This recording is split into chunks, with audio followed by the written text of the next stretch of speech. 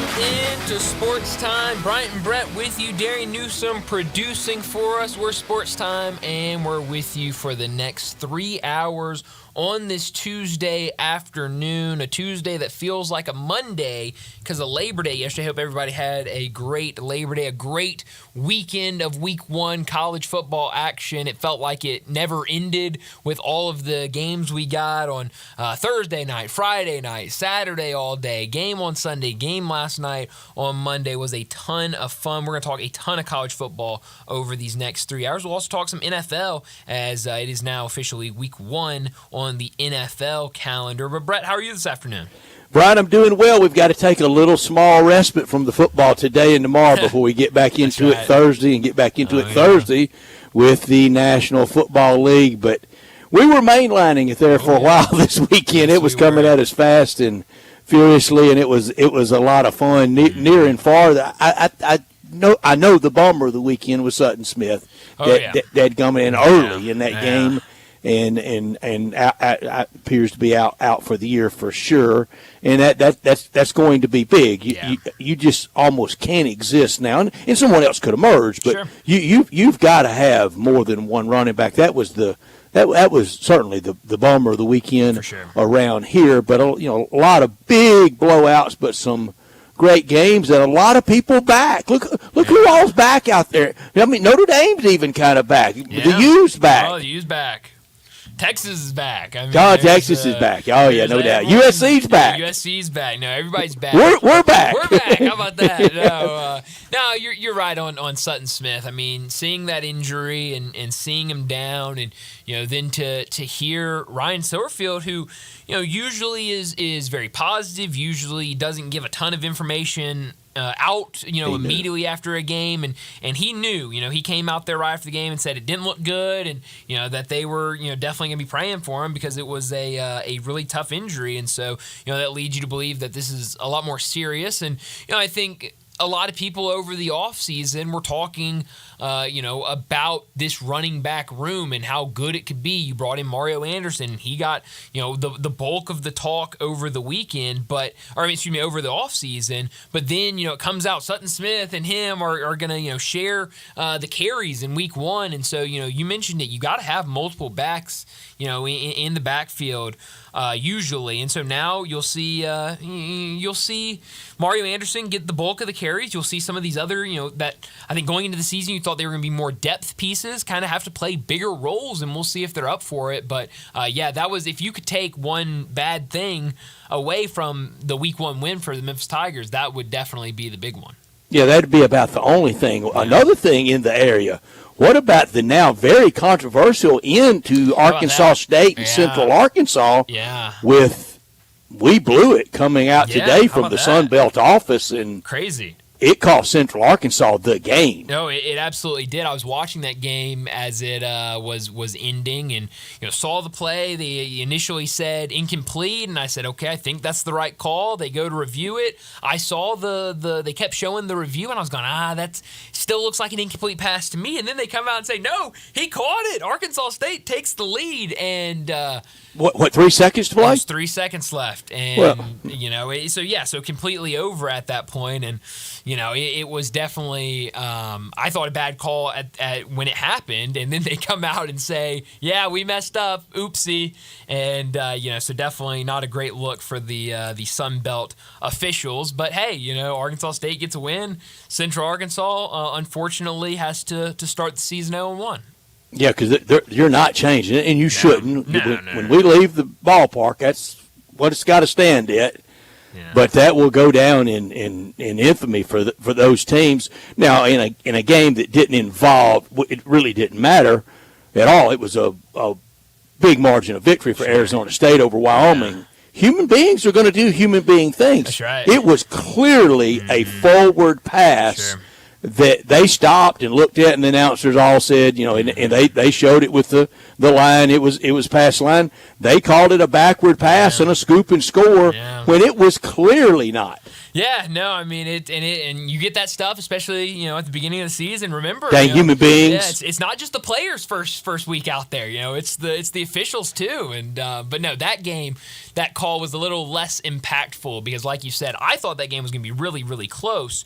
But Arizona. Well, came I thought out Wyoming could score. I mean, I would have hoped at least, but no, it was the complete opposite way. I think that was my shock on Friday. No, I did Hawaii over UCLA, but it was one that I was considering, and I was really disappointed with how Wyoming looked in that one. You had Hawaii, and Hawaii took UCLA late, and now UCLA in a few weeks they go to Baton Rouge to play a very, very, very injured Tiger. Yeah, and LSU in that game Sunday night, I thought the quarterback play for both sides in that game was awesome. And it was one of the first questions Brian Kelly blamed it on his quarterback. How about that? Kind of weird to do in that moment, but so USC quarterback was better than ours. Yeah, well, I mean, Miller Moss was awesome in that game, and it brought up the question. One of the first questions Johnny Radio asked me today was, "Who's the best quarterback in that game?" Brian, I was like, man, they were both good. I think I ended up saying Miller Moss, but they were both good. And then I went back and said, actually, I just think USC's receivers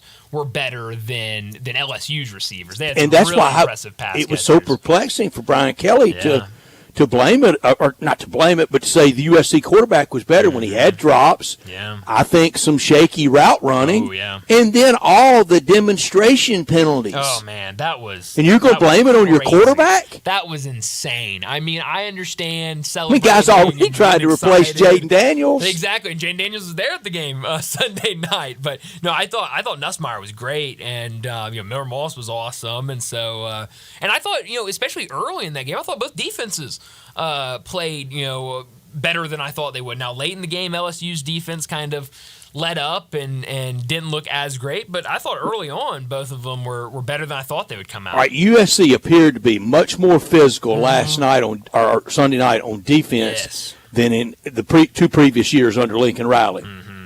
Was that USC really being nasty, or is LSU backed up a little? That's a great question, and I think it's one of those questions only time will tell. And if LSU is backed up physically, why? Yeah, that's not what you want to see from an LSU team. And of all places, the bar is really high for LSU. Extremely high. The fans keep it high. Their media keeps it high. Yeah. Every college football observer keeps it really high. It should be. They should never relax. No. Okay, well, let's take our bar down a notch or two. No way. No way. No. And I saw, a lot of fans and media alike were not happy after that game Sunday night. Did you see Matt Moscona I did see. And T-Bob Hebert post game? I did. Woo, man. They're some of the media that I am referring to that were very fired up. We like them both a lot. Friends of the show. Absolutely. Can you talk like that on any medium now? Yeah. If you're not on the radio, anything flies. Absolutely. Is that right? Absolutely, 100%. Some people censor themselves better than others, but if it's just going Brian, out I've never heard you cuss one time. And I bet you could say the same about me, couldn't you? Oh, absolutely, Brad. No, not quite. And when I curse, it's never directed at anyone. Correct. It's just kind of. Yes. I do not curse anybody else. No.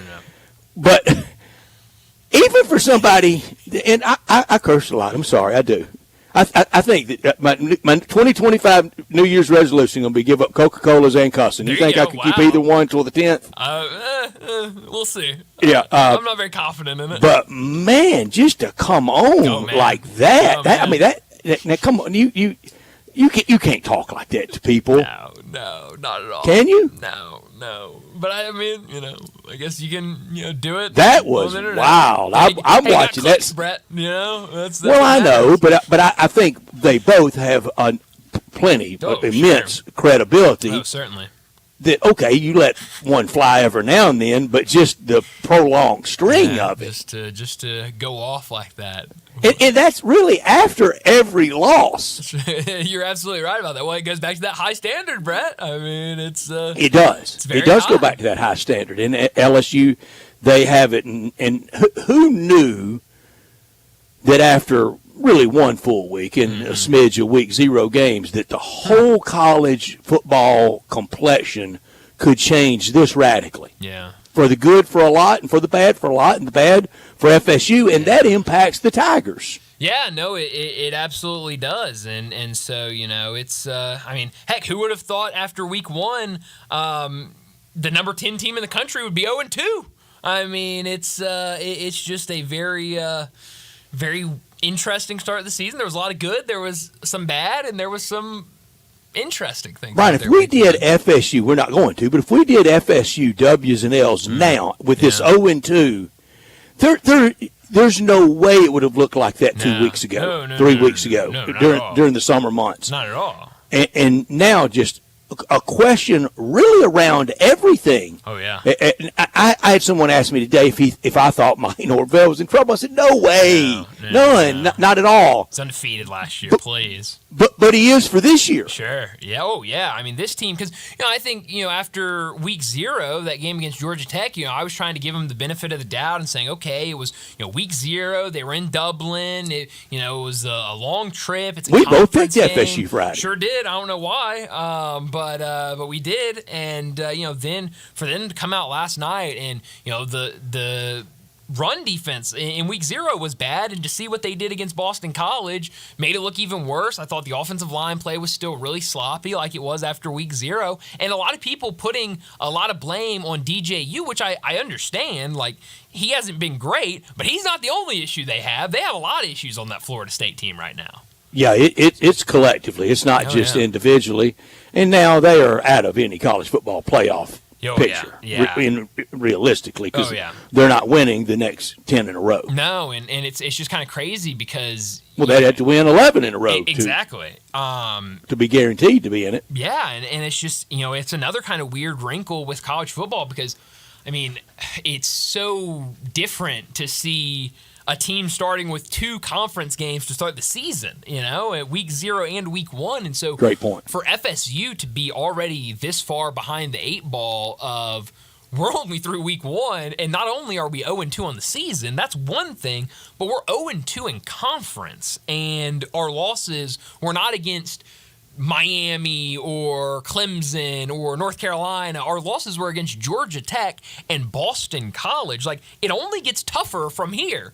And so it gets tougher against Memphis, exactly. And it sure gets tougher in conference. 100%. And so, certainly need the off week this week for them. I thought FSU was gettable, but I didn't know. I thought it would be Memphis surprising them in their 3rd game. Sure. I didn't think it would be the idea of them starting 0-3. And now they have open date that's badly needed. Absolutely badly needed. And they'll work on a lot. I think, everyone has seen it here. Mike Norvell's a very good coach. And so, I would not be surprised if they come out week 3 and look better than they have in the first 2 weeks. I would hope they come out and look better in week 3 than they have the first 2 weeks. But, I think Memphis can look at a lot of the film and say, a lot more confidently, we can beat this team. And, I think I've seen some people saying, Memphis is going to be fake. No, Memphis is still going to be a heavy underdog in this game, but you're going to see a lot of people picking the Tigers, and I think the Tigers are going to have a lot of confidence going down there on the road for that game. A lot of blowouts in the SEC, but in the games that really matter, the SEC didn't fare so well. Georgia did have the resounding second half production against Clemson and won that game easily. And the upset of the weekend, Vanderbilt over Virginia Tech. How about that? How about that? What a win. The game of the 11 o'clock slate. It was incredible. It was a great game. It was very well. I know our friend John Going, proud Hokie. And his family, they were there. And there were a lot of Virginia Tech fans there. Yeah.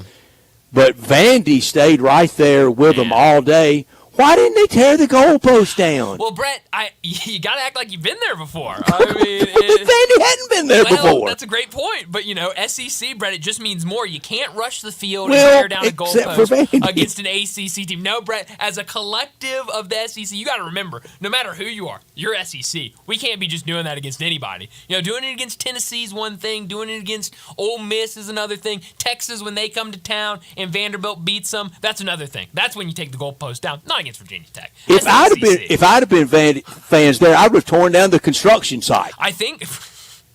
Well, that Well, I think there's a little bit more to that than just tearing things down. Yeah, a lot more trouble, I think, you start tearing down the construction. I mean, I'm not talking about starting a bulldozer or anything, but I thought their celebration was rather muted. Well, I mean, when you got Diego Pavia there, you can win any game. What a name! Isn't that out of Central Casting? Oh, it sure is. Diego Pavia, what a guy! I mean, Any Given Sunday Part 2, starring Diego Pavia, looks good as himself. Saw him celebrating. I think it was yesterday. I was at a restaurant.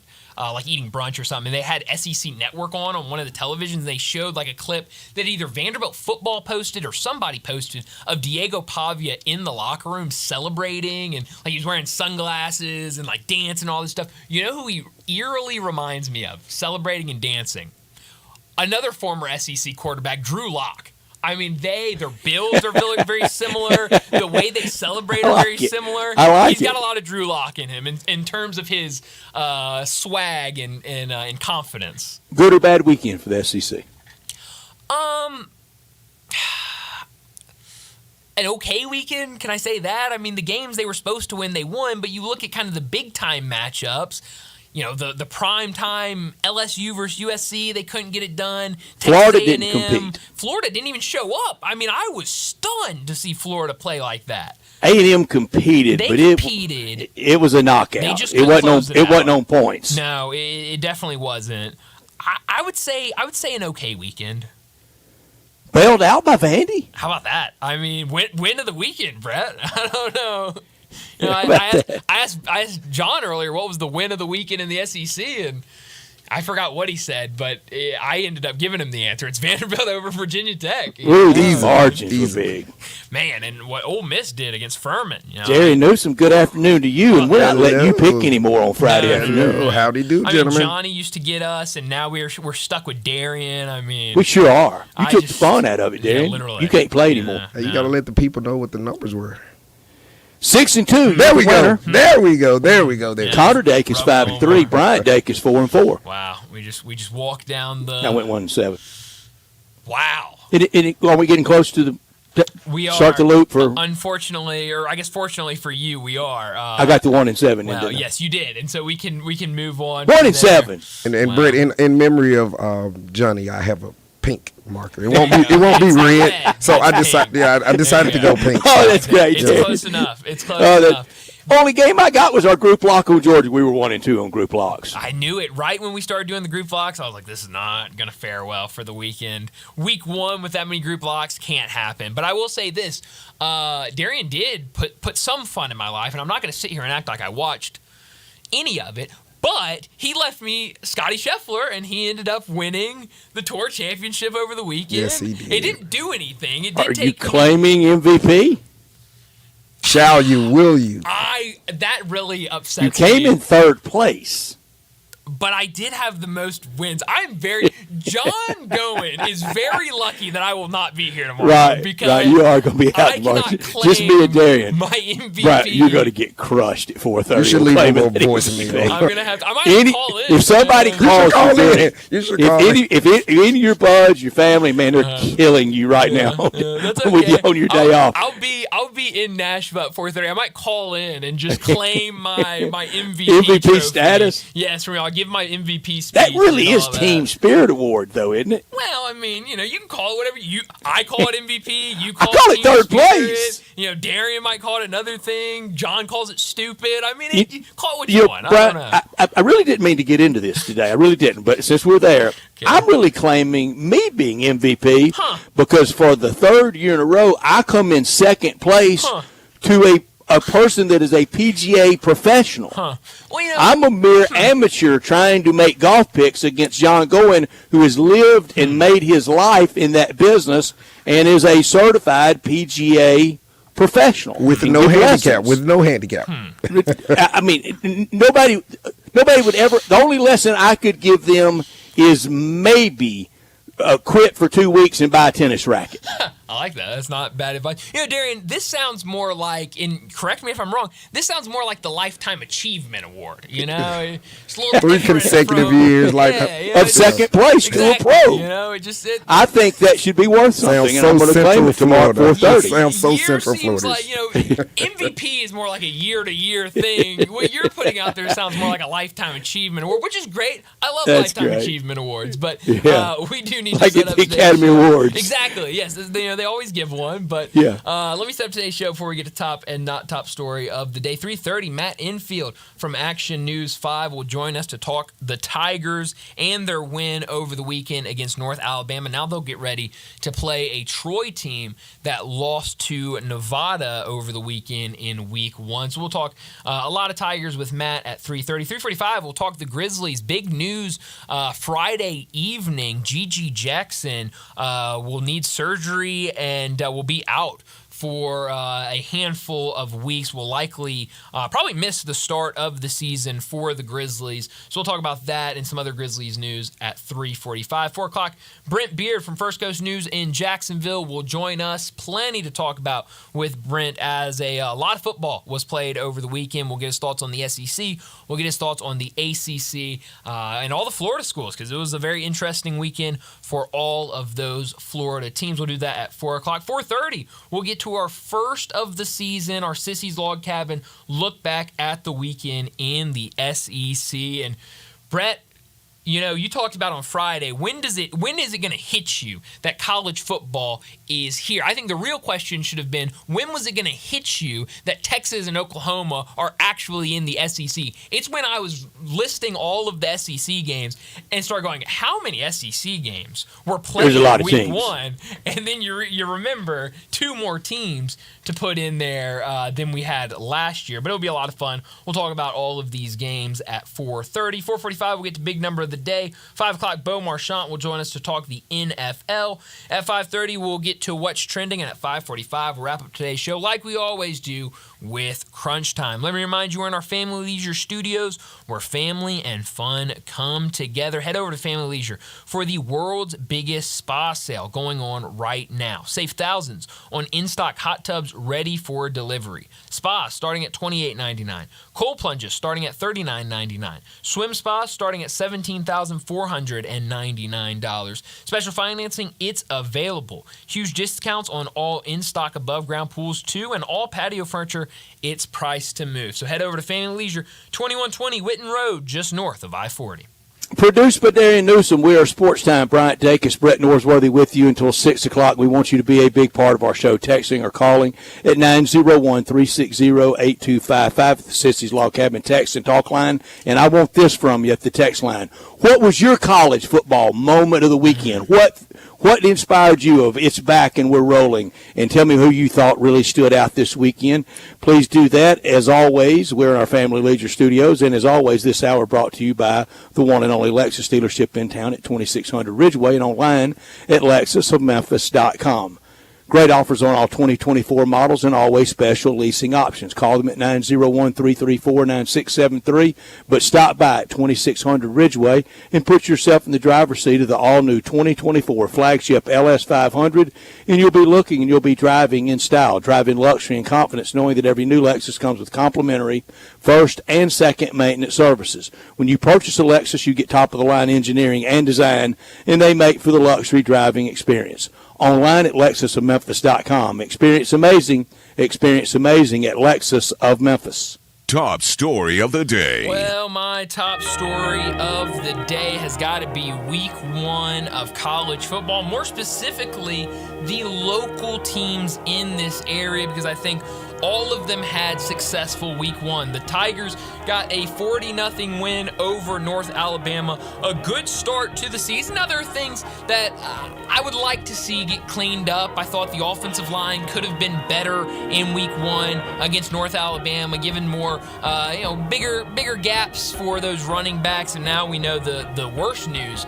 of that game. Sutton Smith likely going to be out for a very long time with a leg injury. injury that was suffered in that game against North Alabama. What does that mean for that running back room? Well, it means Mario Anderson's going to get a lot more carries, and some of those other guys are going to be relied on a lot more than we initially thought. But a good start to the season for the University of Memphis. We talked a lot on Friday about Arkansas. Their win, 70-0 over Arkansas Pine Bluff, to give some of those Arkansas fans maybe a little bit of excitement of what that offense can do this season. Vanderbilt, usually we don't lock them in with the local teams, but how could you not after the win they had to start the day? A 34-27 win in overtime against Virginia Tech. Tennessee looked really good, a 69-3 win over Chattanooga, where Nico really looked the part as that quarterback of the future. I thought he was awesome in that game. Ole Miss, what a game for them. Jackson Dart was slinging it all around the field. They get the big win, 76-0 over Furman. And Mississippi State, they also got a win over the weekend, 56-7 over Eastern Kentucky. So replace the light bulbs in the scoreboards across the SEC. It was insane. I mean, points all over the place, and certainly for those local teams in this area, I think all of them looked really, really good in week one. I agree with that. My top story, that was a lot of football, wasn't it? And it was enjoyable. And now we must have the DTs until Thursday. And for the SEC, they were put on notice by 3 tradition-rich, proud programs. Quote, "We play football too," end of quote, said Southern Cal, Notre Dame, and the U.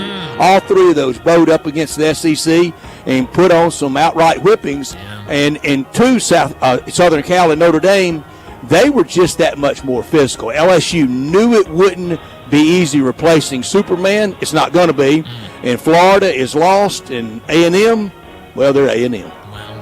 Not top story of the day. A&M back to A&M. It's a sad cycle that we always find ourselves in at the start of the college football season. My not top story has got to be we've officially made it to week 1 of the NFL season. Week 1 of college football, I think, got everyone excited for football season being back, and now the NFL will join the party this weekend. Thursday night football kicks us off. Ravens and Chiefs, which should be a great matchup to start the season. We also have a Friday night game to start the year this week as well, with the Packers and the Eagles. That one is 7:15 kickoff on Peacock, and then we'll get a full slate of games on Sunday. So definitely a lot of questions for what this season will be, who will be those teams. I think we've got a pretty good idea. And then Monday night, Jets and 49ers. The 49ers, it looks like they're getting everything worked out right as the season is coming back.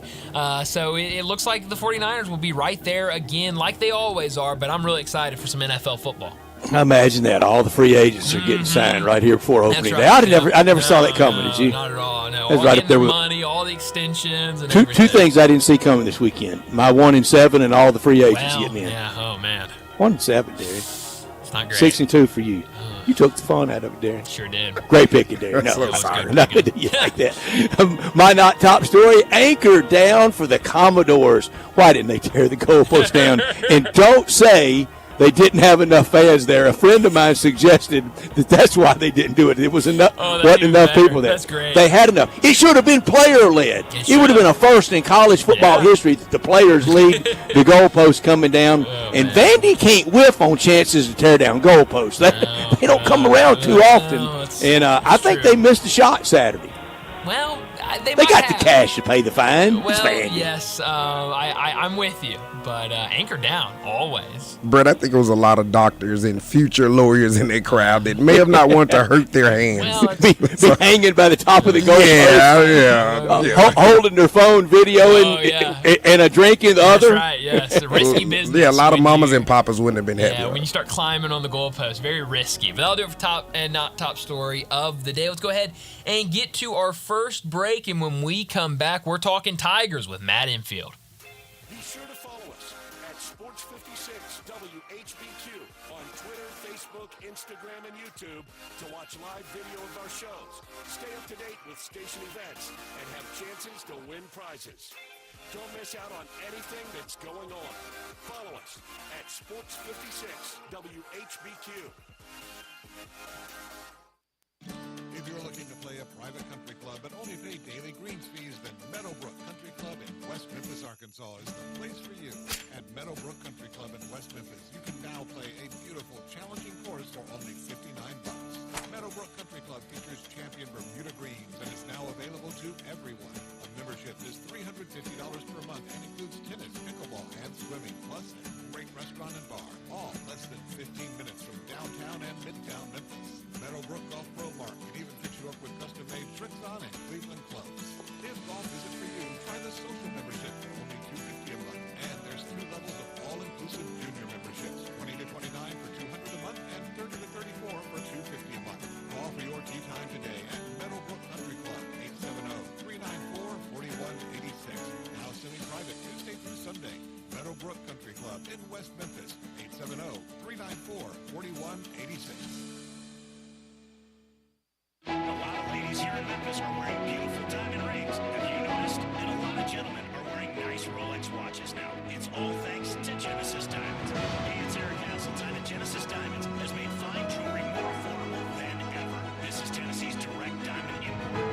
No middleman pricing on the finest GIA certified diamonds. All shapes, all sizes, all in prices you never thought possible. And Genesis is the only jeweler that carries the top bridal designers in America. So you can find the perfect setting to showcase that diamond and have a truly one-of-a-kind ring. And something that I love, their incredible collection of luxury premium Rolex watches. These are all in pristine condition and priced right. Thanks to Genesis, you can get that Rolex you've dreamed about.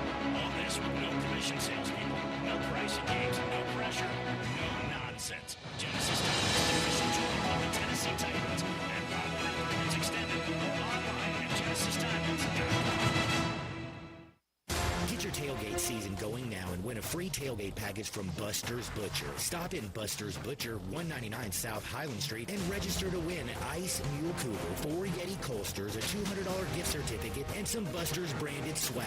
Tailgate package valued at $500, no purchase necessary, 1 entry per person. Winner drawn 10 a.m. October 1st. Buster's Butcher offering the finest selection of curated meats, cheeses, prepared foods, and more.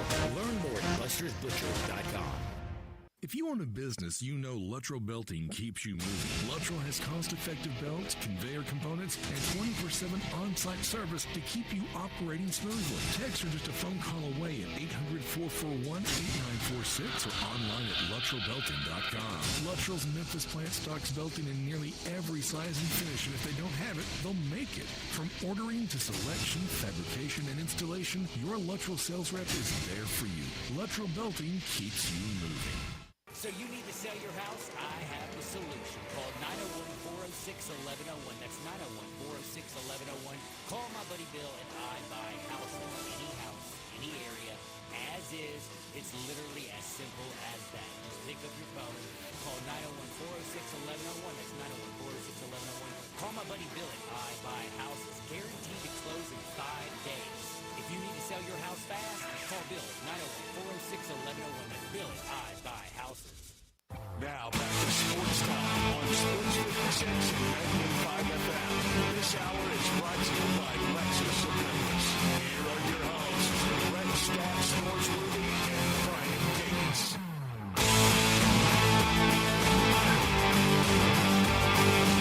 Welcome back into Sports Time. Bryant and Brett with you in our Family Leisure Studios. And joining us now on our Sissy's Log Cabin guest line, Matt Infield from Action News 5 joins us to talk the Tigers. Matt, thanks so much for joining us. 1 game down for Ryan Silverfield and the Tigers, a win over North Alabama. What did you see in Game 1? What were some of your takeaways?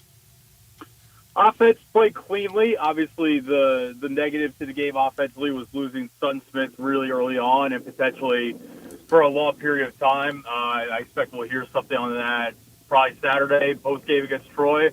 But, Seth Hedigan was clean, efficient, didn't do anything crazy. He didn't have to do anything crazy, but ball's coming out nice, ball's on time, accurate at all 3 levels of the field, which I thought was good. And then defensively, obviously, pitch a shutout is nice, and maybe, I don't know, it's to be expected against, a team where you have the talent advantage of over North Alabama, but I think above anything, I just loved, it felt like they were flying around to the football and just laying the wood physically. They were hitting hard out there.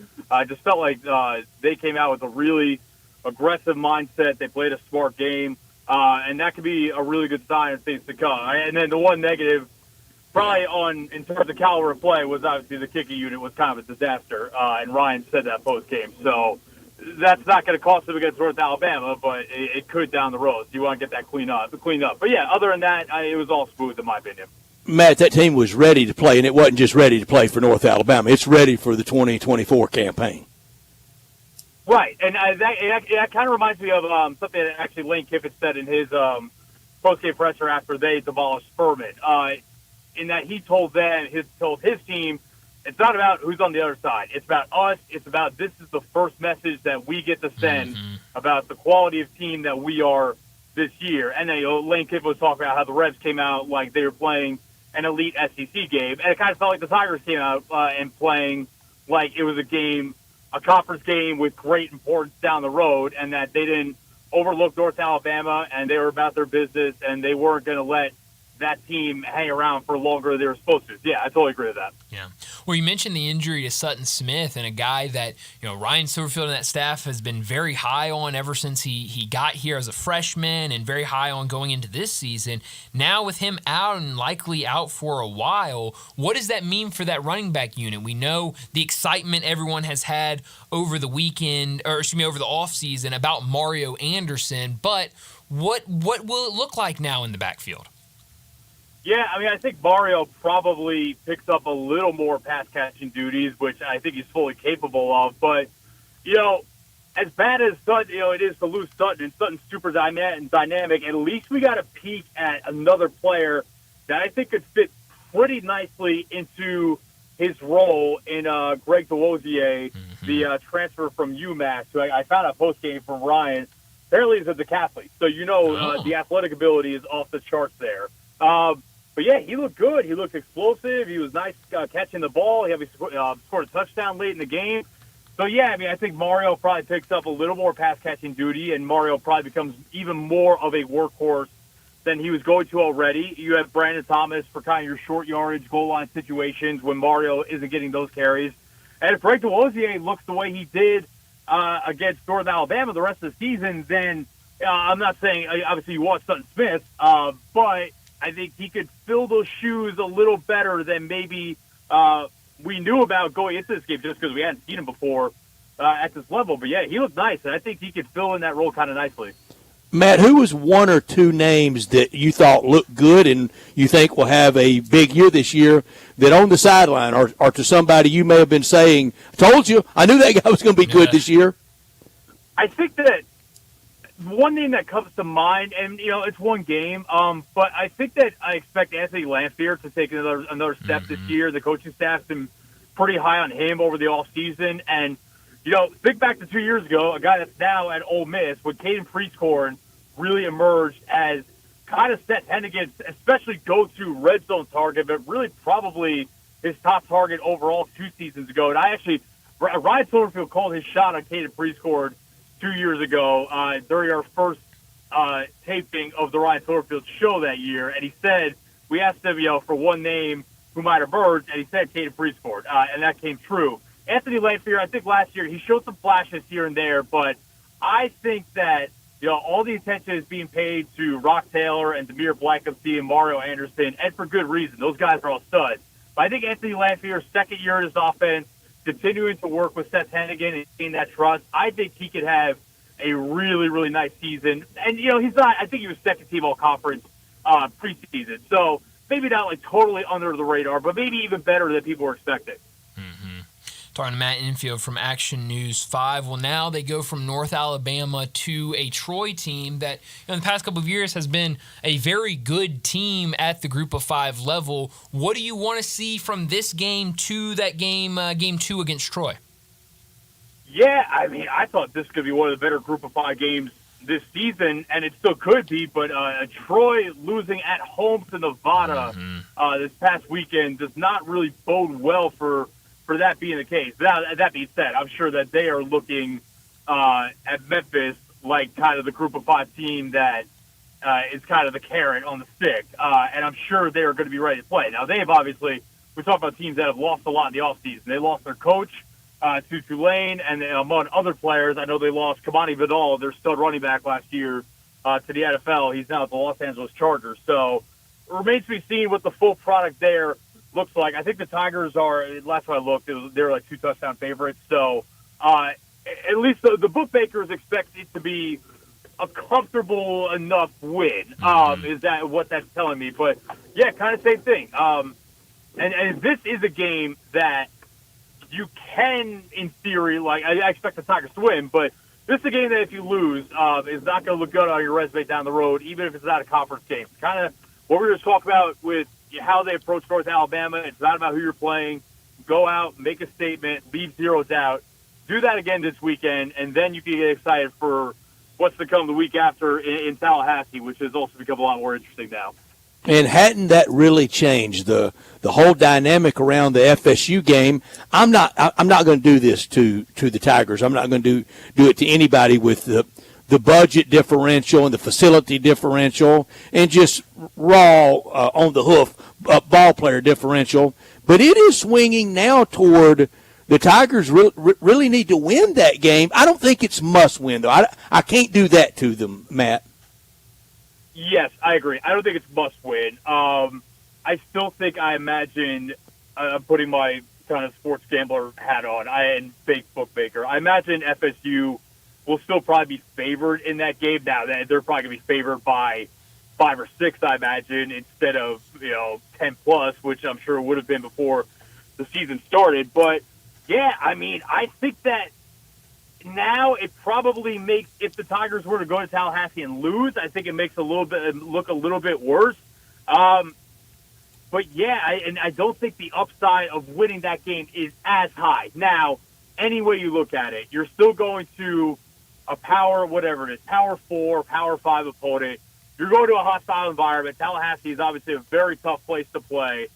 If you win that game, it's going to look good any way you slice it. Even as bad as FSU has been for the first 2 weeks of the season, I'm with you. It's not must win, but I do think I think I came on here last week or 2 weeks ago. I said I view that as a house money game.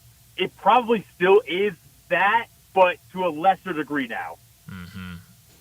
Yeah, I don't know if it's the whole vault of the house money, but it's a nice portion over in the corner of it. Sure. Yeah, it's wild. I mean, the poll. It really is. Could you guys have imagined 2 weeks ago that we would be like if Memphis beats Troy this weekend? Memphis is already receiving votes in the poll, and now FSU is not getting any. So if Memphis beats Troy this weekend, they are going to be technically ranked higher than Florida State going to that game. Crazy. Which, for the number 10 team in the country 2 weeks ago, is just a wild, wild thought. Matt, I had the Tigers most of the summer springing the upset, but I thought it was going to be the blockbuster marquee upset, 2-0 and ranked 4th or 5th FSU and winners of the their last 17 out of 18 or whatever it would be. Not as scratched up they are. And also all summer I was on not upset alert, but uncomfortably close with 7 minutes to play against Troy, and I'm not close to that now. Yeah. Hey, Stats, let me throw out one more. I tweeted this morning, one more aspect to this game. Let's say Norvell and FSU are losing to Memphis midway through that game 2 Saturdays from now, and DJU is struggling again. You know who's coming in that game, right? Would be Brock Glenn, who is a Lausanne grad born in Covington. That's another wrinkle here, which is really interesting. It really is. And I did see that, and your Twitter feed's great. You're right on top of it. And I saw that, and he's from Covington, but he played at Lausanne, big-armed. I think at one time he committed to even Auburn, and ultimately Mike Norvell got him and, got to play some last year. And if he comes in, all right, I'm going to ask you this again next week. For that young player, do you cover him, or is it Tora? You blitz the daylights out of him? I got whatever. Now, the limited action he got last year, he admittedly looked a little bit overwhelmed. Now, great, obviously, he was a true freshman last year, a redshirt freshman, whatever he is. Being thrown, it's a really important game. So I'm sure he has improved since then. But whatever that tape says from last year, I am absolutely spamming that as much as possible. But yeah, I'm not cutting him any breaks. You can't afford to you can't afford to play nice guy or anything like that in modern college football. So whatever it takes. Admittedly, with how much I'm sure DJ is making in NIL money, I am skeptical that he would be pulled midway through week 3. But then again, with how bad he has looked and how bad their entire offense has looked so far this season, I think anything's on the table. That offensive line at FSU, my answer is blitz the daylights out of Brock Glenn, because with that offensive line, I just don't think they can hold back anybody, much less the Tiger defense. And I think that more surprising than their offensive line was, before week 0, there were a lot of analysts and pundits claiming that FSU probably had the best defensive line in the country with a couple of NFL prospects on it. I haven't seen anything of that sort through 2 weeks. I don't know if that was a mismatch or a misread on the talent evaluation or what it is, but they've just gotten, in the 2 games I've seen of them, they've gotten whooped in the trenches on both sides of the ball, which is kind of shocking. Yeah, no, it absolutely has been. But that'll be a fun one in a couple weeks. But week 2 against Troy, like you said, the odds are out there, about 2 touchdown favorites. So hopefully we see another Tiger win. But Matt, as always, thanks so much for joining us, and we'll do it again next Tuesday. Yes, sir, fellas. Talk to you guys next week, all right? Thanks, Matt. Thank you, Matt. Thank you so much. Matt Infield with us from Action News 5. And, Bryant, how did I go from knowing everything and how this season would go 2 weeks ago to after one full weekend? I need a full mulligan. I'm sorry. Yeah, how about that? It comes at you fast, Brett. It's it does. Comes at you fast. It does. The college football season. It's all the predictions are out there. You got so much time, and it just Brock hits you like Glenn starting against Memphis. Well, I mean, that would be nobody would have had that, Brett. I mean, and Matt made a great point. If it's still DJU, that's like paying the high-priced rookie in the NFL. Oh, yeah. You got to leave him in there because we're paying him so much. Yeah. I mean, it's he's not looked good, and that offense as a whole has not looked good, and so, like I said earlier, I mean, and once you pull DJU, how do you ever go back to him? That's the good question, but it does not feel like many Florida State fans are fans of him right now after what he has shown in 2 games. So very important off week for Mike Norvell and his team. But let's go ahead and get to a break. When we come back, we're going to talk some Grizzlies. Gigi Jackson, it was announced Friday evening that he would miss some time with an injury. We'll talk about that next on Sports Time. We are real sports talk. Sports 56 WHBQ. Available on your radio dial at 560 AM and 98.5 FM, as well as around the world online at sports56whbq.com. Take us with you everywhere by downloading the Sports 56 app. And at home, just say, Alexa, play Sports 56. Wherever you are, stay tuned in to real sports talk. Sports 56 and 98.5 FM.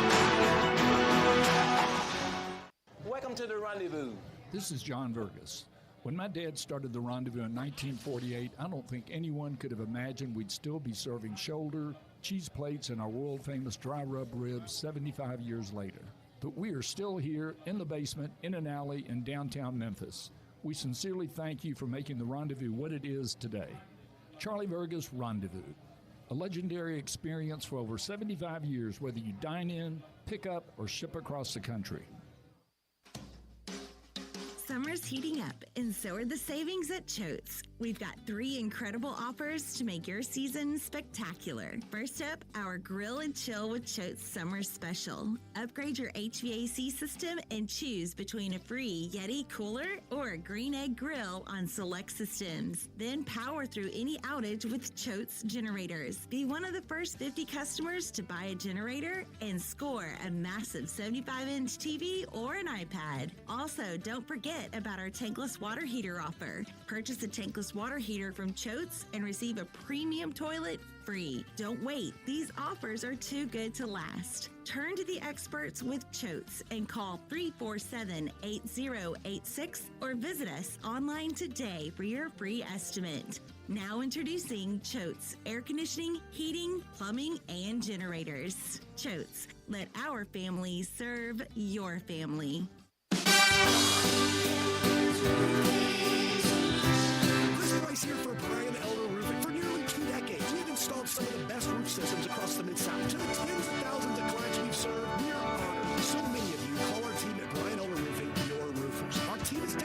serving you and keeping your family safe, dry, and mold-free. The recent hailstorms have caused massive damage, and many of these will go unnoticed for years, even though the golf ball-sized hail we just experienced in the Mid-South compromises even the best-built roof system. Whether we find damage or not, your photos are securely stored for future reference. Call Brian Elmer Roofing today for a total evaluation of your entire roof system free. We will not try to sell you a roof if all you need is a repair. Call me at 901-867-0303. That's 901-867-0303. Or visit us online at brianelmerroofing.com.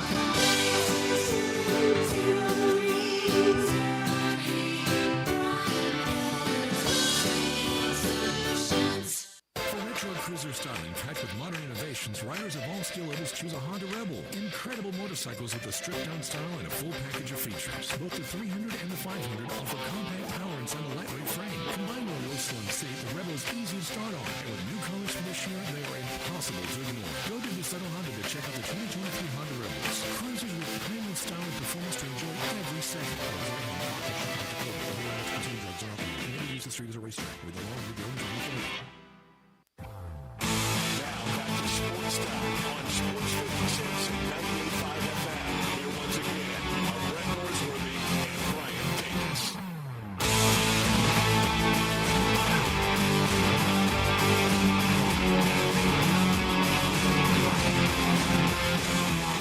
Welcome back in to Sports Time. Bryant and Brett with you in our Family Leisure Studios. We got a couple more minutes left in this hour. And Friday evening, news came out right while we were getting off the air about the Grizzlies and G.G. Jackson, that he will miss some time with an injury that he suffered to his right foot last week. This is a little bit of what the statement said from the Grizzlies. Quote, while playing basketball outside of Dallas on August 27th, after attempting a contested layup, Jackson experienced an unstable landing on his right foot. Subsequent imaging revealed a broken fifth metatarsal in his right foot, which will require surgery to repair. So he'll need surgery, and it looks like I saw a lot of people tweeting out about this and kind of what the recovery time usually looks like, and it looks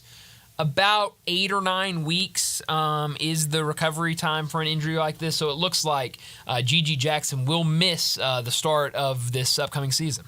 So let's say we just, in the name of let's get good and well, and let's start, because a week ago today was the 27th. Let's use today is 12 weeks. Well, that goes out to almost the end of November. Yeah. We can do this. Oh, yeah. This is okay. Yeah, I mean, at the end of the day. This is not anybody's fault. No. I've seen some that he should be playing here and where they can monitor him. He could be playing in his backyard. Exactly. And this could have occurred. 100%. And I think, everybody loves G.G. Jackson and what he can become as a player, what he showed last year. But, with everybody coming back healthy, you are not going to rely on him to give you massive minutes. Let's still take the long plan with Gigi. Exactly. So, this was going to be a guy that was going to come off the bench and give you a couple minutes here and there. So I think, with him missing some time, it's not the end of the world. It's not ideal for sure, but it's not the end of the world. It's not, Brian, and I don't want us to get into, here we go again. No. We can't have let's don't do this. No. Last year we had our share and then some, but we're not cursed. Sure. We're not any of those things. It happens. Yeah, it definitely does. But I think it is hard sometimes to go through what the Grizzlies went through last year and go, okay, clean slate, everything's good, we're all healthy, and then I'm ready for that clean slate. I am ready for that clean slate. But you get that to drop, and again, But no, I don't think it's anything crazy. I think he's going to bounce back. I think this really just re-kilters kind of the original plan that was sped up last year because of all the injuries. This will probably settle you back into we're still counting on him in a year or two. Oh, yeah, and that's the thing. I think, this year, especially with everyone back, the idea is for him to be that ninth or 10th man off the bench that is, comes in and gets you minutes here and there. If there's an injury, he can step up and give you more valuable minutes. But this year is going to be more of him sitting there and learning from those guys like Ja and Jaron and Desmond, of guys that have been professionals at this level, kind of learning more from them. And then, like you said, Brett, here in a couple years, that's when he really slots in and becomes a major factor. I will remind people, he turns 20. Yeah. 20. Yeah. On December 17th.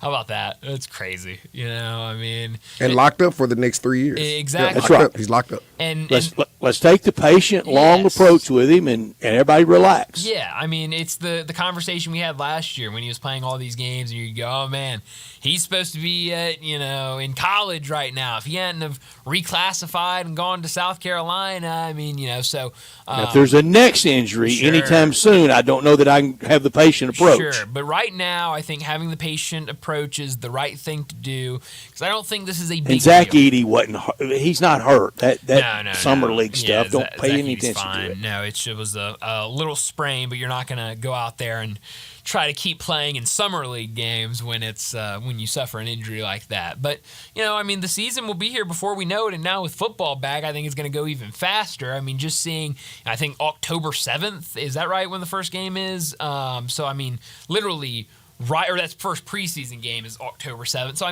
literally in 1 month we will have preseason games for the NBA. So it's going to come fast, and we're going to get the NBA back, and soon enough Gigi will be back from this injury. But it was weird news Friday evening to see that from the Grizzlies. But we need to go ahead and wrap up this hour, and when we come back, we're jumping right back into college football. Such a busy week one, so many things to talk about. Brent Beard from First Coast News down in Jacksonville, he'll join us next. We'll talk about the ACC and the SEC next on Sports Time.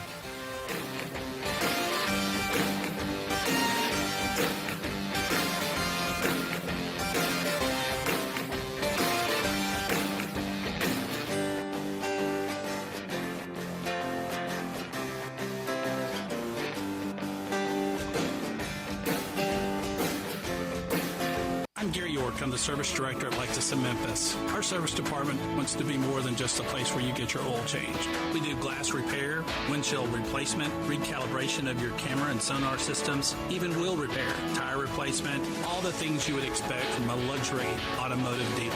Please check out our website. You can schedule your appointment, check out our specials, hours of operation, or if you'd like to do it in person, please reach out to one of our associates at 901-271-5199.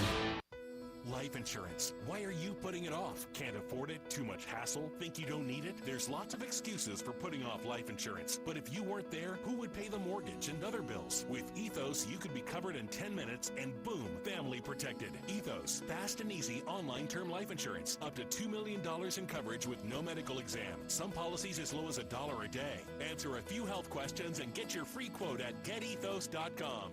That's getethos.com. The best I-dos start with Sissy's Blue. Discover bridal jewelry worthy of your big day at Sissy's Log Cabin, along with our spectacular experience that comes with our promise of exceptional quality, service, and brilliant natural diamonds.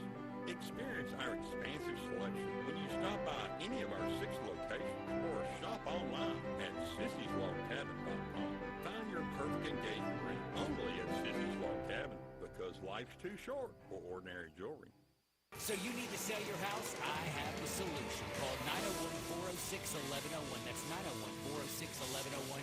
Call my buddy Bill and I buy houses. Any house, any area, as is. It's literally as simple as that. Just pick up your phone. Call 901-406-1101. That's 901-406-1101. Call my buddy Bill and I buy houses. Guaranteed to close in 5 days. If you need to sell your house fast, call Bill at 901-406-1101. That's Bill and I buy houses. Jason's Deli. When you're dining in or picking up curbside, you can expect wholesome food and no surprises. Just delicious sandwiches, crisp salads, and quick quality meals made with the freshest ingredients and no artificial trans fats, MSG, high fructose corn syrup, or artificial colors and dyes. Around here, a lot of thought goes into what we put into our food and what we take out of it. Because you're not just taking the bite, you're getting a taste of who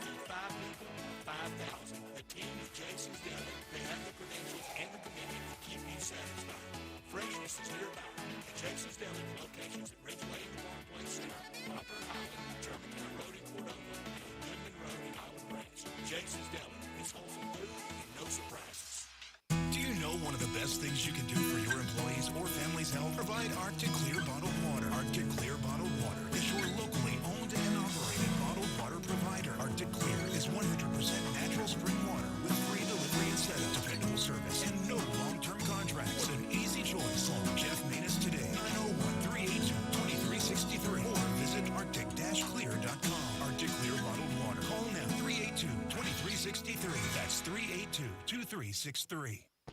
Upgrade your commute at Acura of Memphis. Seize the thrill and test drive one of our award-winning models, each packed with cutting-edge technology, luxurious amenities, and a driving experience that's sure to awaken your inner self. Driving shouldn't be a chore, it should be an adventure. Advance your drive today. Shop our aggressive lease and finance options now. Luxury is waiting at Acura Memphis, or shop online 24/7. Visit AcuraofMemphis.com. Admit it.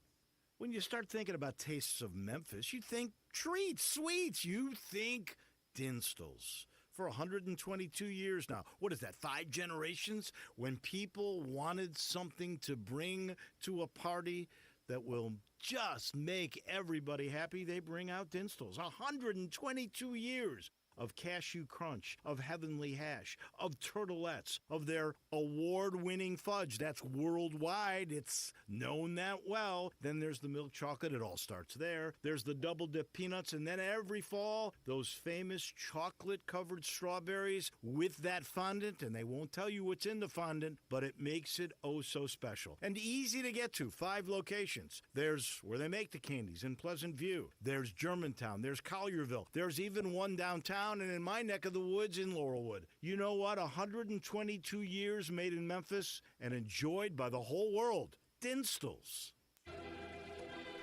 We are Sports 56, WHBQ Memphis, and W253DF Memphis. Flynn Broadcasting Stations. Oh, yeah. College football talk every Tuesday with Brent Beard, Heisman voter, and on Twitter X at Brent Beard.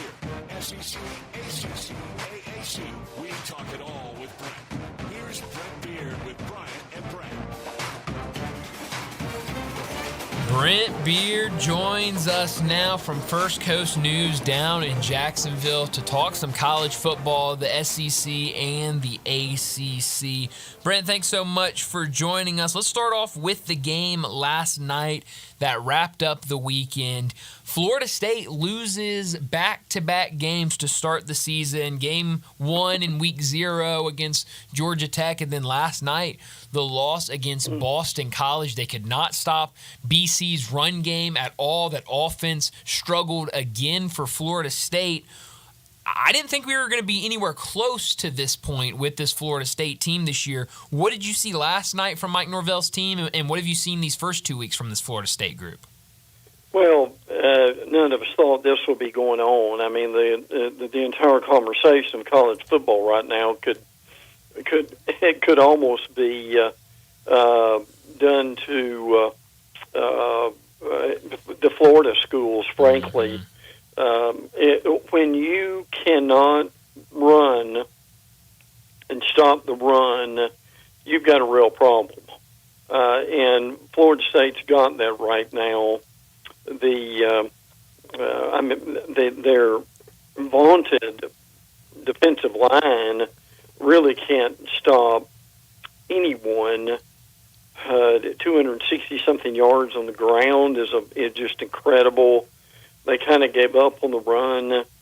So their line of scrimmage on both sides of the ball right now is a real struggle, and several people thought that this would be the best defensive line in the nation. It easily is not. And look, the other thing is DJ Uiagalelei is just not getting it done. That's just the way it is right now, and they really.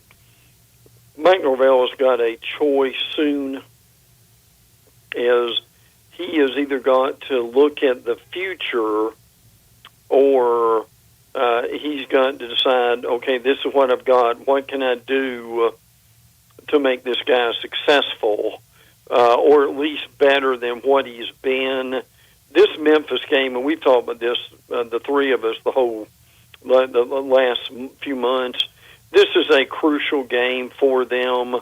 look, guys, right now, I'm not going to say they've given up, but they're lost. And I don't know if they can find themselves anytime soon. I really wouldn't be shocked if Memphis comes in and even lays a real number on them, further complicating where they are now.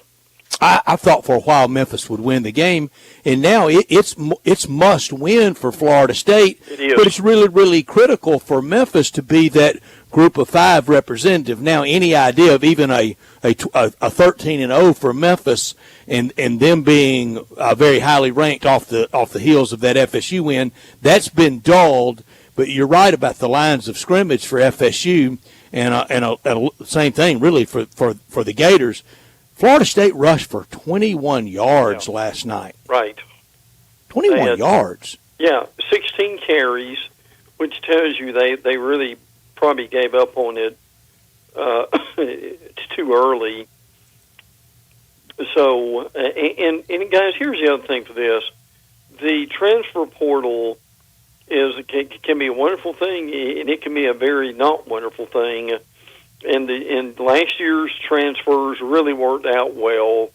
Johnny Wilson, Keon Coleman, obviously Jordan Travis. Because they were winning. Yes, they were. But now the group that they've got really is not helping them. I mean, that there was I understand why you bring in Alabama players because of the brand, but the reality is these guys weren't starting, and there was a reason they weren't starting. And a lot of teams are facing this right now.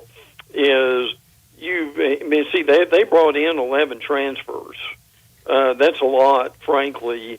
So they've got to find out really who is left that really wants to play. There were a lot of the FSU beat writers that have told us they thought about 10 minutes in the game, they just all gave up. So, and when you get to that point that in a football team, that's a dangerous place to be. And what do they do with them right now in practice is going to be crucial. Brent, this reminds me a lot of the 2000 Alabama team that was so highly ranked and went out to start the season on the West Coast, and they 3-and-outed UCLA. They punted to Freddie Millens. He ran the punt back, and that was the end of the season. That was the highlight of the year. The opening drive in Dublin was the highlight of the year, going up 8-0 on Georgia Tech, and it feels like it's going to be a struggle because this modern locker room dynamic of players that you got from other people through NIL that really don't have any brand loyalty. They just have check loyalty. That's what it is. It's all legal, and I'm glad the players are getting theirs. But the locker room dynamic can really break down quickly on you. And for a team that last year was 13-0 and going to the Orange Bowl to play Georgia, and they had all the opt-outs they did. They had all the fans that didn't go. Brent, can you imagine if they go 6-6 and have to go to the Scooters Coffee Frisco Bowl? Oh, yeah. Well, they won't take 8 people. No. And see, the reality of this is they have been just putrid the last 3 games, including the bowl game at Georgia in the first 2. Look, you would have thought, guys, that, and this goes back to what Brett's saying here. These Florida State kids, they ought to be coming out of the locker room with their hair on fire, ready to prove that they're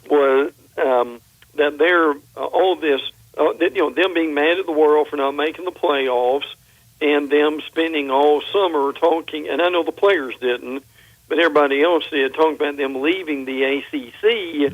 That way, they would have been beyond motivated to play these first 2 games. But you're not seeing that at all. No. No, not in the slightest. We're talking to Brent Beard from First Coast News down in Jacksonville. The other story in the state of Florida was the big game between the U and the University of Florida down at the Swamp. On one side, you have Miami, who looked really, really solid. Cam Ward looked extremely comfortable as the starting quarterback for the U in his first game on the road. And then on the other side, Florida didn't even look like they showed up for that one. What were your takeaways in that matchup? Well, first of all, let's give Miami some real credit. Yeah. As you said, I mean, they averaged 7 yards a play. Wow. That's really impressive. Now, unfortunately, Reuben Bain, one of their better defensive linemen, got hurt, and hopefully he'll be back at some point. But Cam Ward was sensational. And I don't use that word very often. I mean, he was fluid. He was silky smooth, if I can put it that way. There wasn't anything they tried, frankly, that did not work. Xavier Restapro was really good. Jalen Rivers, the offensive lineman from our area, was too. I mean, guys, the reality is that game was over at halftime. If it wasn't over before then, so so Miami's transfers worked.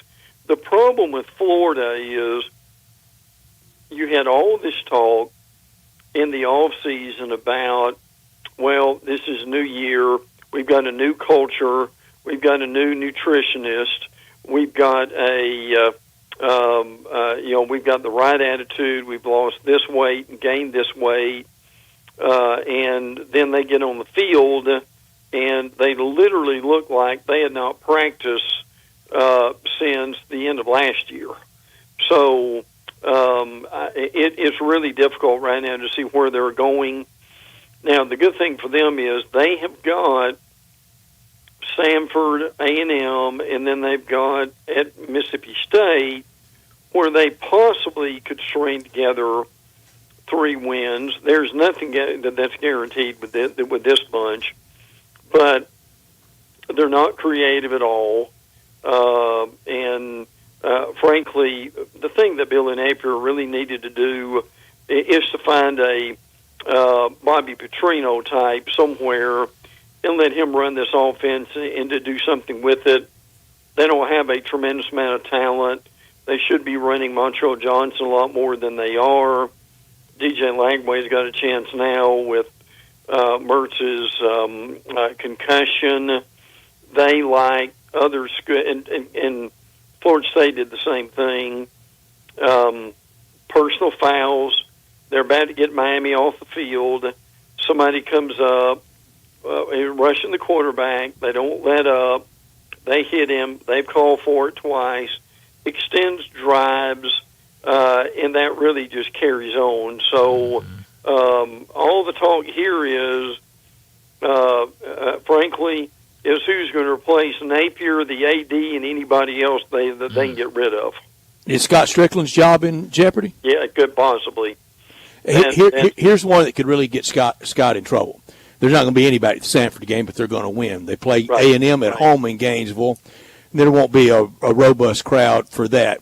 Win or lose, then they go to Starkville. Yes. If Mississippi State upset Florida in Starkville, there'd be a lot of people telling Scott Strickland, this is where we got you from, just stay. You're not going back. Yeah. Well, look, I thought about that hard, and that is, and see, they've got and right now, it's just been one game, but what's going to be awful is, if State runs rings around Florida's defense with a good scheme and a good system, knowing what they want to do, and Florida is still out there, still trying to ground and pound, and Billy Napier run the Alabama offense, which is what he's used to. Brett, I thought about that a lot, and. The beginning, if this wasn't the beginning of the end, if they lose in Starkville, it really would be.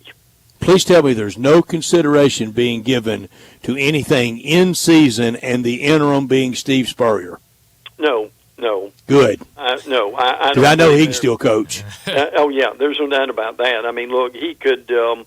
Listen, they would. I'm being facetious here, but yet I'm not. What they all do is let him call plays from the 18th hole from his sports bar. Or from his big screen at his home. Hey, Billy, you got the wrong setup in there. Here's who you need in. Personnel's a mess. Yeah, believe me. And listen, Spurrier said Monday, yesterday on the podcast, well, the first thing that they need to do is run Montrell Johnson 25 times. Brett, to your point, he's not shy on opinions. Spurrier's not. No. He's never been a weeping willow, no. No, not at all. Brent, who are you the most impressed with in Week 1 in the SEC? Vanderbilt. Yeah. I know that's right. Look, you couldn't help but be impressed with what they were doing. I've got 2 TVs here in my den, and I had one of them on the Vanderbilt game. And I don't mind telling you, I wanted to see them win that game, because they needed a real shot in the arm, and they got it. That was a tough game.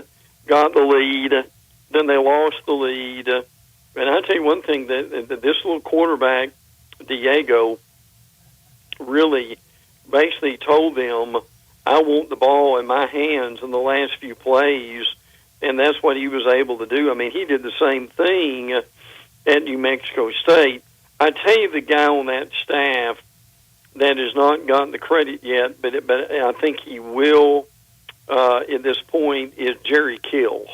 Jerry Kill knows what he's doing, doesn't have to be a head coach, and I'm not saying Vandy's going 12-0 by any stretch of the imagination, but you couldn't help but be impressed by grit, determination, and moxie that we probably haven't seen from Vanderbilt and who knows when. Yeah, it was very, very impressive. I really loved watching Diego Pavia play in that one. Sunday night, USC and LSU. Fun game, I thought. Both quarterbacks looked really good, Miller Moss and Garrett Nussmeier, but ultimately LSU could not close the deal. They give up 14 points in the fourth quarter to go on and lose that game Sunday night. How do you view this version of LSU after last year? It was an elite quarterback with a really bad defense. What will this year's LSU team be after you saw what they did in Week 1? Well, I believe the defense is better. It's not really where they need it to be, but it is better.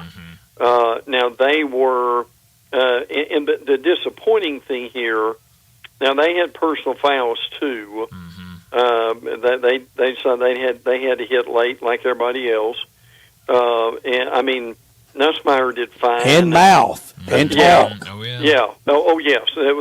Yes, no doubt. But see, the problem is, media, even coaches said when they got up 17-13, they took their foot off the gas, which is frankly ridiculous after what they happened to them last year.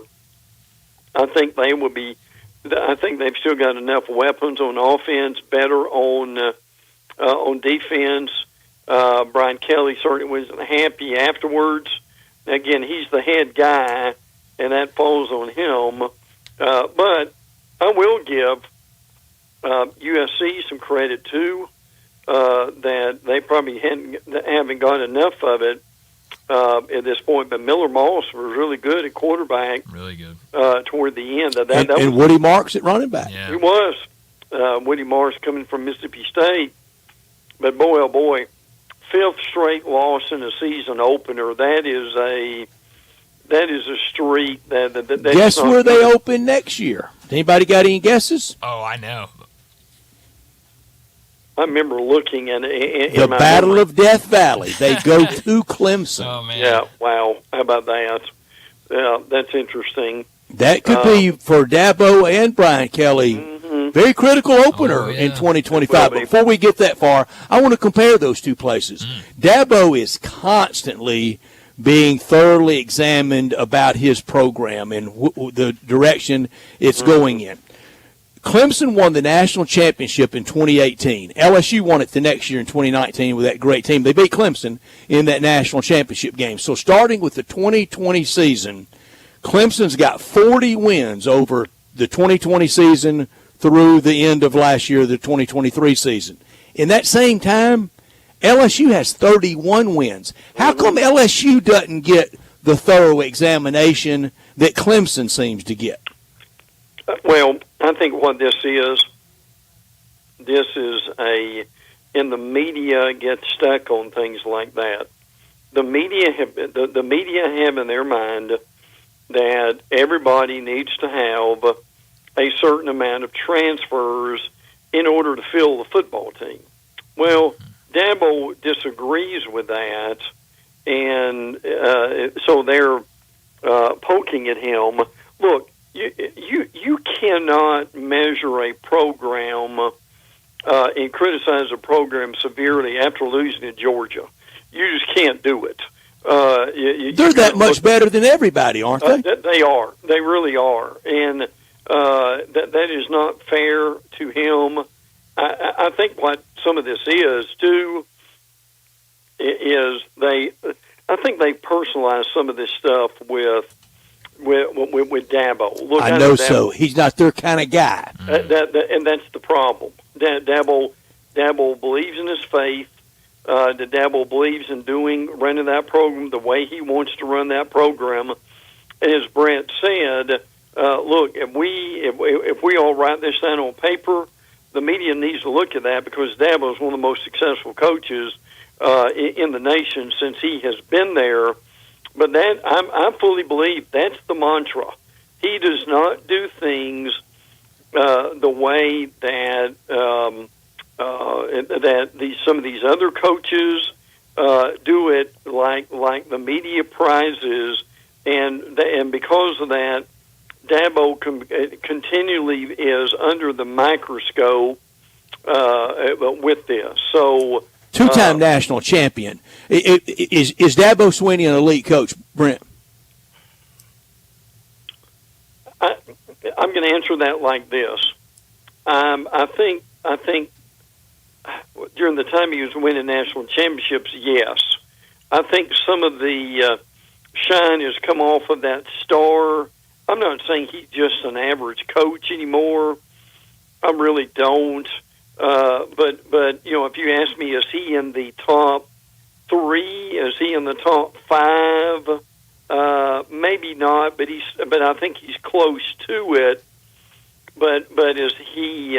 But what I'm wondering is, has the game caught up with him as far as the other offense coordinators and defense coordinators? All right, two more elite coach status. Is Ryan Day an elite coach? Is Brian Kelly an elite coach? Because they both have a combined 0 national championships, and Dabo has 2. Yeah, into that I'll say no. If you've lost to Michigan 3 times, and as far as Brian Kelly, I think Brian Kelly is a good football coach. Is he a top 15, a top 10? You could probably say that, but I wouldn't put him in the top 5. I would probably closer to Day with that. I mean, Day's record's like what, 53-6 or something like that. I mean, that's amazing stuff. Frankly, it is. But like everybody, there's a whole lot of Akron and Bowling Green in there. Oh yeah, no doubt about it. Yes, agree. And there's 0 national championships. Yeah, and that sticks out like a sore thumb. Yes. Yeah, it absolutely does. Well, Brent, as always, thanks so much for joining us. Enjoy the rest of your week, and we'll do it again next Tuesday. Well, the competition ramps up this week with everybody, which would be wonderful.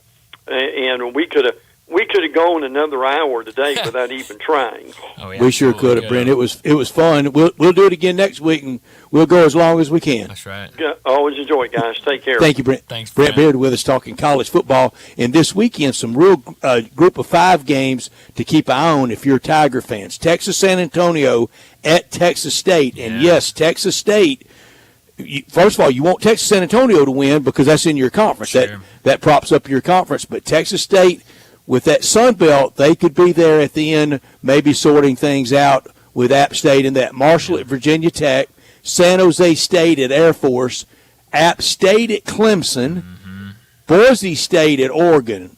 You want Oregon to annihilate Boise State, and Oregon had a tough time winning opening weekend. Liberty at New Mexico State, and Oregon State at San Diego State. Yes, I mean a lot of really good Group of 5 matchups, and matchups to keep an eye on, because at the end of the day, when we get late in the season, Memphis is going to be looking at a lot of these other teams and trying to compare resumes with them. Did you see the panel of ESPN college football experts today that picked their 12-team playoff right now? I did not, no. The Tigers very well represented. Good. I think they had one more out of 13. They had one more vote than Boise of the 12 different panelists. Good. Well, so yeah, I mean, Memphis is getting a lot of love. I think a lot of people are very confident in what Memphis can do this year, and so you're gonna have to be keeping an eye on what's going on in the Group of 5 world, because what's happening with Memphis and what's happening with any of these other Group of 5 teams. It all matters. At the end of the day, it's going to be what the college football playoff decides. So you definitely got to keep an eye on those games. But we need to get to another break, and when we come back, it'll be time for our Sissy's Log Cabin look back at the weekend in the SEC. Add a little fun to your lunch break. Join Johnny Radio for Sports 56 Happy Hour from 11 to 1 every weekday on Sports 56 and 98.5 FM.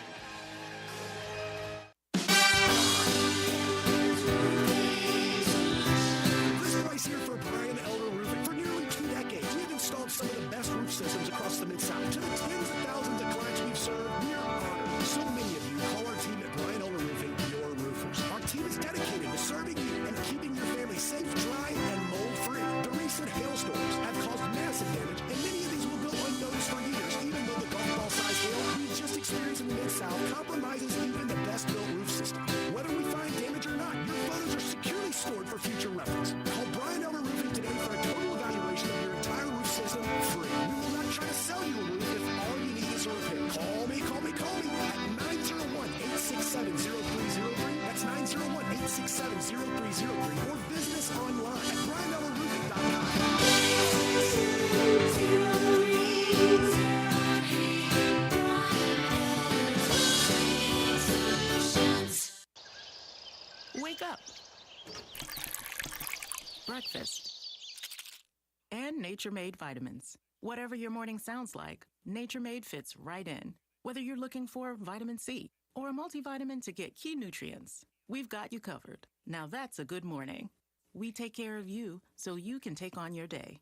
Start your day with Nature Made, the #1 pharmacist-recommended vitamin and supplement brand, based on a survey of pharmacists who recommend branded vitamins and supplements. To understand what makes Genesis Diamonds so different than other jewelry stores, you have to go back over 40 years to the diamond cutting capital of Tel Aviv, Israel. That's where Genesis owner Boaz Ramon grew up, in the center of the diamond universe. His connections with the best diamond cutters allowed him special access, giving rise to a thriving wholesale business here in the United States. Then, after a few years, this wholesaler changed the game and started selling these precious diamonds direct to the public at the same prices he had sold to the jewelry stores. The no middleman concept became an instant success. Today, Genesis Diamonds provides that extraordinary value to people right here in Middle Tennessee, leading the industry with the highest quality diamonds that still come straight from the best cutters, offered at the guaranteed best price of any jewelry store in America.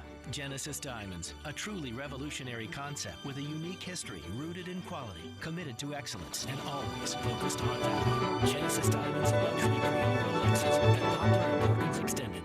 Ole Miss Rebel Yell is back. The Rebel Yell Hotline Radio Show is back on WHBQ Sports 56 and 98.5 FM. Every Monday night at 6, hear the latest news on your Ole Miss Rebels with Yancey Porter with 24/7 Sports, former Ole Miss defensive tackle Mike Fitzsimmons, Gordon Ford covering SEC Sports Call, and former Ole Miss baseball announcer Gary Darby. From kickoff to free throw to extra innings, your Ole Miss sports on the Rebel Yell Hotline Show right here Monday night at 6 on Sports 56, 560 AM and 98.5 FM. Your Mid-South Sports Station. Sports 56 traffic. Good afternoon. We've seen a couple of minor wrecks out here in the last hour, so it's just now actually starting to pick up a little bit more volume minute by minute over here on 240 westbound and eastbound around Airways, Mill Branch, especially going eastbound as you head out towards Bill Morris Parkway. Once you get onto 385 Bill Morris Parkway, that looks pretty good all the way out into Collierville. Weimer's Jewelry, they're located 7525 Highway 64. They want you to know they are your full-service, family-owned jewelry store right here in Memphis. Go by and see them. I'm Commander Chuck with your on-time traffic.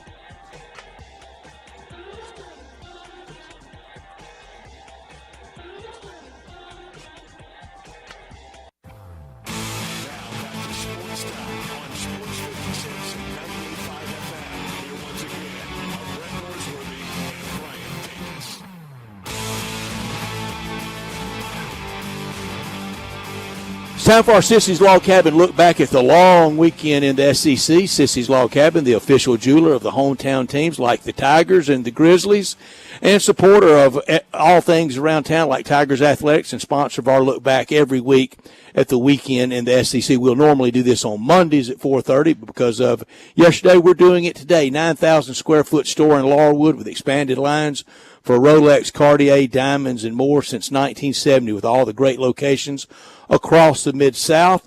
Unsurpassed value, exceptional service, expansive selection, and an extraordinary shopping experience, because life's too short for ordinary jewelry. The weekend got started way back on Thursday night with Arkansas pounding 70-0 over UAPB in Little Rock. We talked a lot about that on Friday. Taylor Green, 16 of 23 for 2 touchdowns. Also that night, Mizzou 51-0 over Murray State with Brady Cook, 19 of 30 with a touchdown and 218 yards, and Luther Burden picking right up where he left off last year. This week for the Razorbacks, to Stillwater against Oklahoma State, and for Mizzou at home against Buffalo.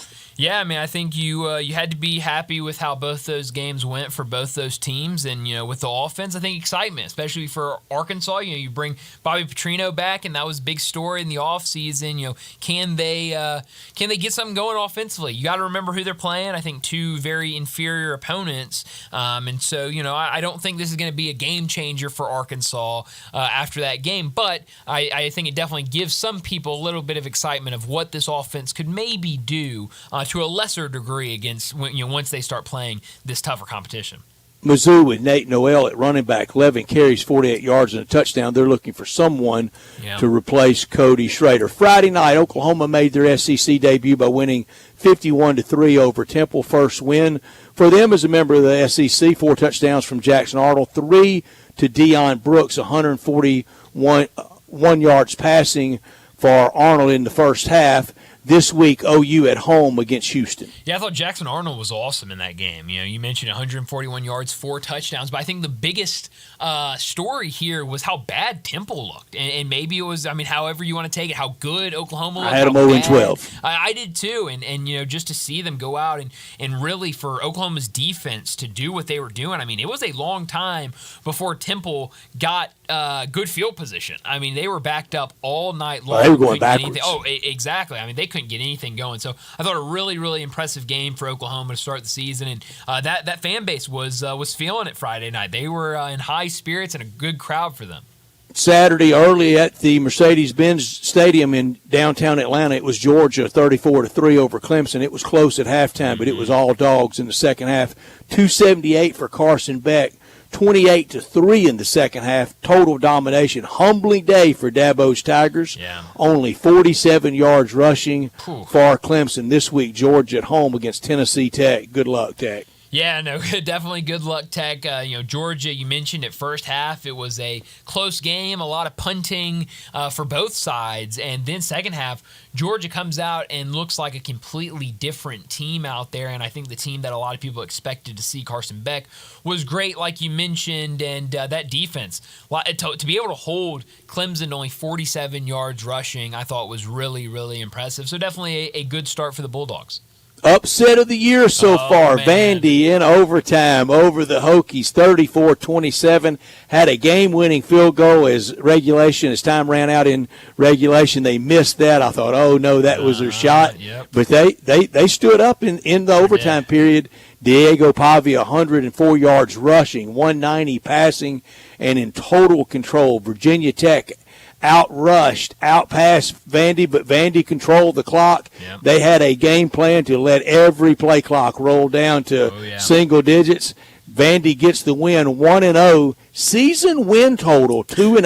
How about that? This week they play Alcorn State. Yeah, I mean, you got to feel good about that. I mean, to be able to get through 2 weeks and likely Vanderbilt 2-0 with if you have that over on that win total, you got to feel good. But Diego Pavia, his first game as a Commodore, came out, didn't really know what to expect. Obviously knew what he had done at New Mexico State, but seeing him in a Commodore uniform got me excited. He was awesome. They tried to keep it on the ground as much as possible, but had a good mix of passing and rushing, kind of able to keep Virginia Tech on their toes all night long. And I thought Vanderbilt's defense was really, really good. You got the dual threat quarterback in Drones for Virginia Tech, but you were really able to slow him down, especially on the ground. 16 carries for only 19 yards for Drones. So I thought Vanderbilt's defense was really hard. And so I thought their defense was really good. That defensive stand by them in overtime I thought was awesome. So really, really impressed from Vanderbilt after week one. I think if we could, we'd all do Florida State's win-loss total. I think we would probably re-examine A&M and LSU. Would you, Vanderbilt? Would you want a total redo if I would give it to you? I'm not going to. No, probably not. I mean, I think Virginia Tech was a great upset. Yeah, I think, I don't see them after even what I saw on Saturday, flipping the script on the SEC and, finishing middle of the pack. I thought it was a great win, but, I still think it's going to be a rough year for Vandy. Look out in 2 weeks when they go to Atlanta to play Georgia State. Oh, that'll be a fun one. Because if they give that back, then kind of what of it. Tennessee, Nico Maney on full display in Knoxville, 3 touchdowns passing, 314 yards, 22 of 28. That's all in the first half. School record for one half. Dylan Thompson, running back, 124 with 3 touchdowns. That's all in the first half. 69-3. It gets a lot tougher this week for Tennessee as they play NC State in Charlotte. Yeah, and it's going to be a big one. I know a lot of people looking forward to it. NC State didn't look great in their first game of the season against Western Carolina, but Tennessee against another FCS opponent looked really, really good, and that game was over before it even started. I mean, I think that was the biggest thing is this offense did not look like it needed time to figure things out. I mean, that game started, and they were off and running. You mentioned Nico, what he did, Dylan Sampson, 124 yards and 3 touchdowns on the ground, really clicking on all cylinders. And I think, if you weren't excited for this team with this matchup against NC State this weekend, I think after watching that game against Chat, you feel really good about what they can do. Texas and OU are combined 103-3 in their SEC debuts. Wow. Texas 52-0 over Colorado State. I thought it'd be a lot closer to that. Yeah. Texas rolled Quinn Ewers 20 of 27, 260 yards, 3 touchdowns. Isaiah Bond, the hero of the Iron Bowl last year for Bama, 1 touchdown receiving, 545 yards total offense for Texas this week.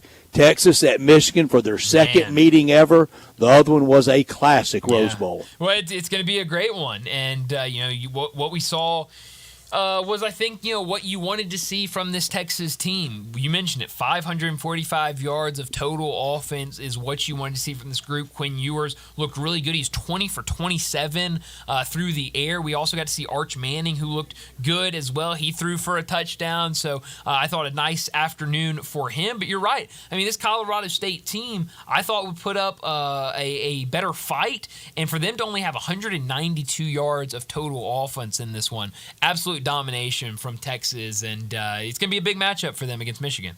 The once mighty Florida Gators, not so mighty, and it was at the Swamp. They lose badly to the U. Really never a game. 41-17, all Miami. For Mario Cristobal, a signature win. Yeah. Fatal loss for the team of Napier, Strickland, Napier. This week against Samford. Tickets available in the Swamp. Oh, no, tickets absolutely available. I mean, you got to be I'd be disappointed if you're a Florida Might just fan. be a gate left wide open. If you want to come on in, honestly, come on in. Just bring it, because I think, and we had talked about it. We talked about it all summer. We had talked about it making picks last week, previewing these games last week, that this team, a lot of people were very high on the talent that they had on the team. It was just how tough that schedule was, and I think you even saw that with the Vegas line at 2.5 for it was Miami minus 2.5 in this game when it closed. And so to see Florida come out and really struggle, 122 yards passing, 139 yards on the ground, to give up 529 yards at home spoke volumes. Graham Mertz, who was really good last year, just couldn't get anything going. That Miami defense was on him all afternoon. He gets the concussion. DJ Lagway has come in. They'll have to lean on him this weekend. But on the other side, I know we're looking back at the SEC, but Cam Ward, the moxie that he came out with, I mean, everything he did looked so easy, looked so carefree. He's so started confident at with Immaculate the Word. Oh, yeah, and was part of some amazing UIW teams. So he was awesome, but I was really, really disappointed with how Florida looked in that game. South Carolina wins 23-19 over ODU. They had to hold on for dear life to win. ODU really gave away the game. Lenora Sellers wasn't very good for South Carolina at quarterback, 10 of 23 for 114 yards, rushed 22 times for 68 yards, was really running for his life and was wanting to scramble instead of stay in the pocket. This week, South Carolina in league play at Kentucky. Yeah, another team that I was a little disappointed with in watching their game, the South Carolina team, because I heard so much.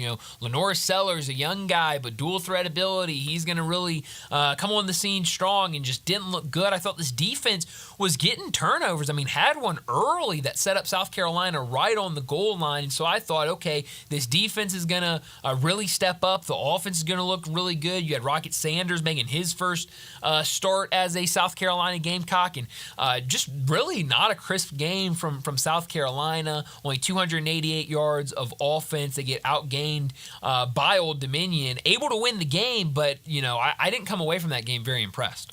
Jeff Levy's debut, it was great. 56-7 win. Bullies really win in fine style. Blake Shapen with 3 touchdowns against Eastern Kentucky this week. Mississippi State goes to Arizona State in a matchup of two really promising young coaches in Levy versus Dillingham. A great point by you. And those offenses in week one both looked really, really good for both Arizona State and Mississippi State. Blake Shapen, I thought, looked really, really good. I wasn't familiar really with him and his time at Baylor, but seeing him at Mississippi State, thought he looked really good, 450 yards of offense. I think we know that offense, it might not be this season, but certainly next season will be really, really fun to watch. It was fun to watch last night. Definitely a good start for State.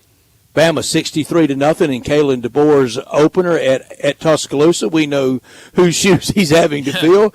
Good luck with that. Jalen Milroe, 3 touchdowns passing, 2 rushing. 42 yards rushing for Western Kentucky. Wow. This week, Bama plays South Florida at Coach Nick Saban Field at Bryant-Denny Stadium, the formal dedication of it Saturday night. Yeah, you got to be terrified if you're South Florida with what happened last year in that game down in Tampa, and now with what you just saw, what Alabama did against Western Kentucky. I was blown away by this score. I really was, because Western Kentucky is usually known to have those high-flying offenses, and has been kind of, when you talk group of 5, some of the best offensive production has come from Western Kentucky over recent years. I know TJ Finley hasn't really worked out anywhere, but I thought he would be better, and to only have 147 yards of offense, really good showing from Alabama.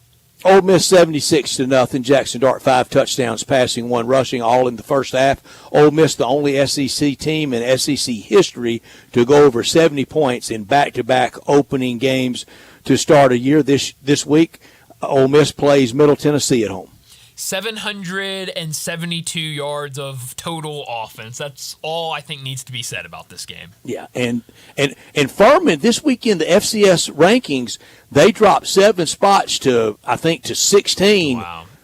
What would they be ranked if they were won? You get beat 76-0, and you only drop 7 spots. That's crazy. But yeah, wow, what a showing by Ole Miss.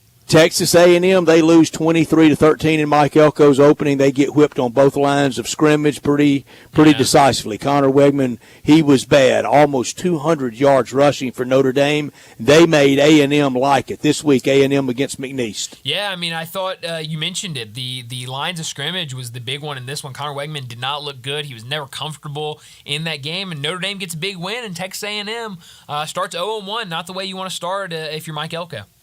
Auburn 73-3 over not Texas A&M, but Alabama A&M. Peyton Thorne, 4 touchdowns, 451 yards passing for Auburn quarterback play. Cam Coleman, the freshman, a touchdown this week. Auburn against Cal. SEC versus ACC this week at Jordan-Hare on the Plains. How about that? I'll be honest, I did not watch any of this game. I just did not have enough screens to have this one up. But, you look at the offensive production, it looks good. But I know a lot of people want to buy in after this score. I just can't yet. We'll see what they do this week, and then maybe it's a different conversation. Let's give it a little time. Yeah. Kentucky 31-0 in a weather-marred game. They had to call this one. Brock Vandegrift, though, while he was in there, I think he showed good signs. 3 touchdowns, 169 yards this week. Kentucky hosting South Carolina in league play. Yeah, we always say, I mean, if Kentucky has a quarterback, they're going to be a really good team. If they don't have a quarterback, they're going to be about a 6-6 team. And I think this year they've got a quarterback. We'll see what they can do come league play, but definitely looked good against Southern Miss. Sunday night, we've talked about it. LSU, they lose to USC 27-20, and 10 penalties for LSU. Turnover. Brian Kelly said Miller Moss played better than his quarterback. He did, but I don't think the coach had to point it out. No, I don't think the coach should have pointed it out, and I don't think it was that big of a gap because I thought both these quarterbacks were awesome. I think Garrett Nussmeier is going to be a name to know in the SEC at the quarterback position. He was really, really good. But at the end of the day, LSU, the defense looked good early, but late in the game just could not come up with stops. USC was throwing the ball all around them, 378 yards in the air. That defense looks better, like Brent Beard said about 20 minutes ago, but it's just not there yet where it needs to be for LSU. Okay, let's say it was even appreciably better. Okay. All right, it really only had one way to go from last year's defense, and that was to get a lot better. Sure. What if the offense backed up? Well, I mean, it's not good, and it'd be easy to back up you if you're kind on of offense. Give what you get. Yeah, I mean, think about everything they lost from last year's team that's now going to be playing on Sunday afternoons. I mean, that team was really talented last year. That's our look back at the weekend in the SEC. We will do that normally on Mondays at 4:30. That's brought to you by Sissy's Log Cabin with that great new location at 4542 Poplar over at Poplar & Perkins in Laurelwood, 9,000 square feet. Unsurpassed value, exceptional service, expansive selection, and an extraordinary experience because life's too short for ordinary jewelry. Well, we need to get to another break. When we come back, it will be time for Big Number of the Day. Join the voice of the Tigers, Dave Woloshin, for Wolo and Friends. Weekday mornings from 10 to 11 here on Sports 56 and 98.5 FM. They can't get that Central Barbecue location on Central back open soon enough. It's still going to be a little while. They do things right at Central Barbecue. That's why every location is so unique. I know, but there's a lot of different Central Barbecue locations. But I miss the OG, the Central Barbecue on Central. You know, it's going to be completely different. Well, not completely. Yeah, when the Central Barbecue location on Central reopens, it'll be bigger, nicer, more streamlined. But still on Central. That's about the only thing. For the time being, until they tell us different, you can't go wrong with any of the Central Barbecue locations. You know, I think we broke our record for saying Central Barbecue the most times in a Central Barbecue commercial. Rick's Powder Coating for a beautiful finish every time. Rick's Powder Coating specializes in automotive, ornamental, residential, and industrial coating. With 2 conveyor lines and the largest batch ovens in the Mid-South, Rick's can accommodate all of your powder coating needs. Locally owned and operated since 2002, Rick's Powder Coating will customize a beautiful finish just for you. Drop by or call to see how Rick's Powder Coating can bring color to your life. 901-367-2771 or rickspowdercoating.com. There's an institution in East Memphis that I love talking about. It's the Spirit Shop at 4848 Poplar Avenue, right down the street from Clark Tower, and it looks like a log cabin. It's been around Memphis since 1969 with a family-owned, friendly, knowledgeable sales staff that is just a wonderful place to go. I love going in and talking wine or bourbons, and they've got such great selection. So if you've not visited the Spirit Shop in a while, it's been remodeled. You'll love what you see when you need spirits. Tell Eddie Wallow said hello. So you need to sell your house? I have the solution. Call 901-406-1101. That's 901-406-1101. Call my buddy Bill and I buy houses. Any house, any area, as is. It's literally as simple as that. Just pick up your phone. Call 901-406-1101. That's 901-406-1101. Call my buddy Bill and I buy houses. Guaranteed to close in 5 days. If you need to sell your house fast, call Bill at 901-406-1101. That's Bill and I buy houses. Now back to Sports Time on Sports 56 and 98.5 FM. Here once again are Brett Norsworthy and Brian Davis.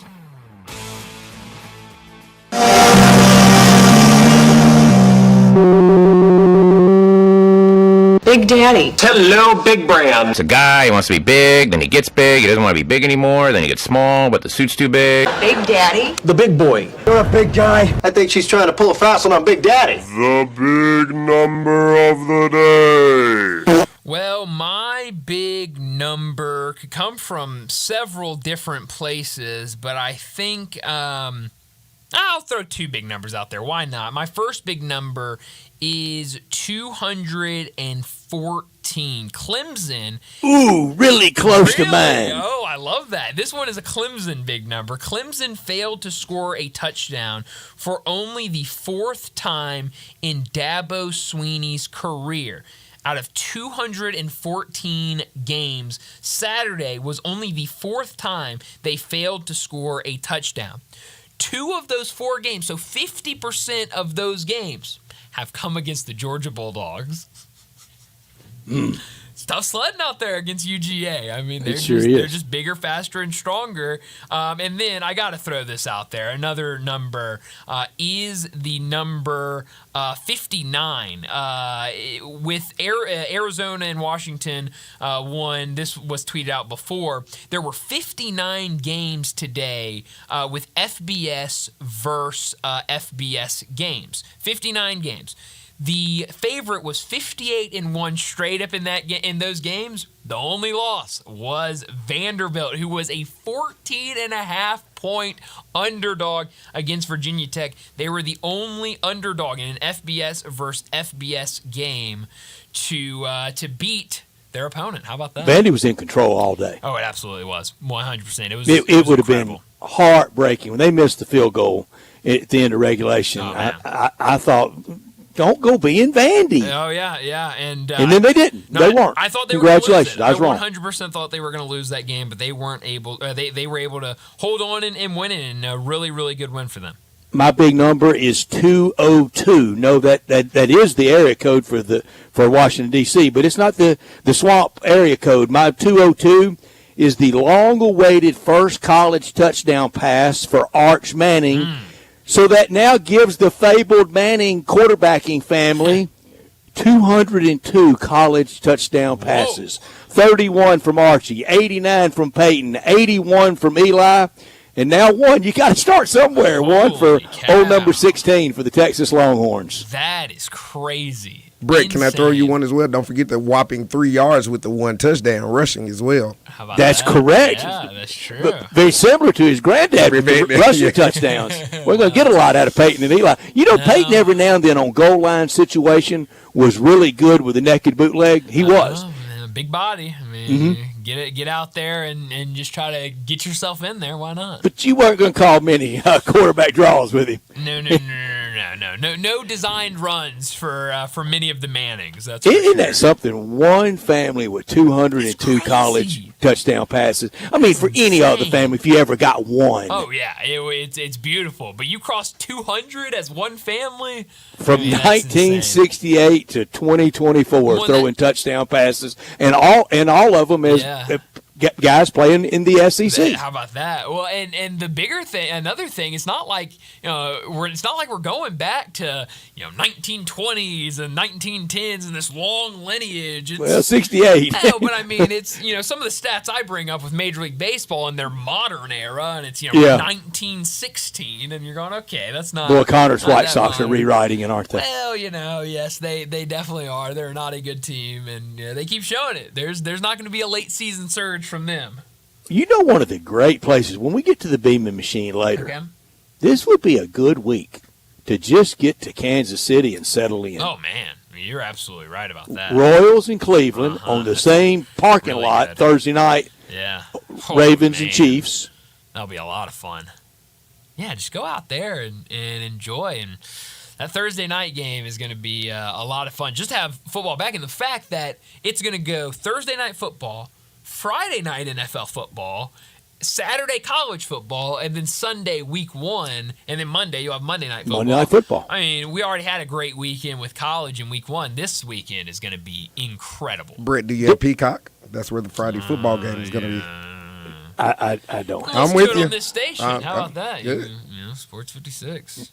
Right now, I don't have ESPN. No, I don't either. I woke up. I'm direct. I woke up to some angriness. Yes, sir. But I got LSU and USC on ABC 24.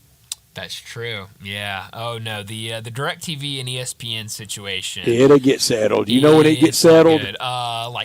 Friday night. Yeah. Late Friday night. It might go into Monday, but Monday night football will get settled. That's true. Monday night football, but that's also ABC, ESPN too, though, isn't Absolutely. it? It is all Mickey Mouse. Every last one. They've got both of them. Yeah, no, so it's not good, but luckily at the Dacus household, we have both DirecTV and YouTube TV. So I listened to FSU and BC on the BC network last night. Oh, I bet they were having a good time. It was great. I bet it was. I wish I had listened to it. I usually do that when I'm driving around and stuff like that. I'll flip on whatever team's local radio, but I was at home watching it last night, so I didn't need the local radio. But yeah, I'm sure they were fired up last night during that game from start to finish.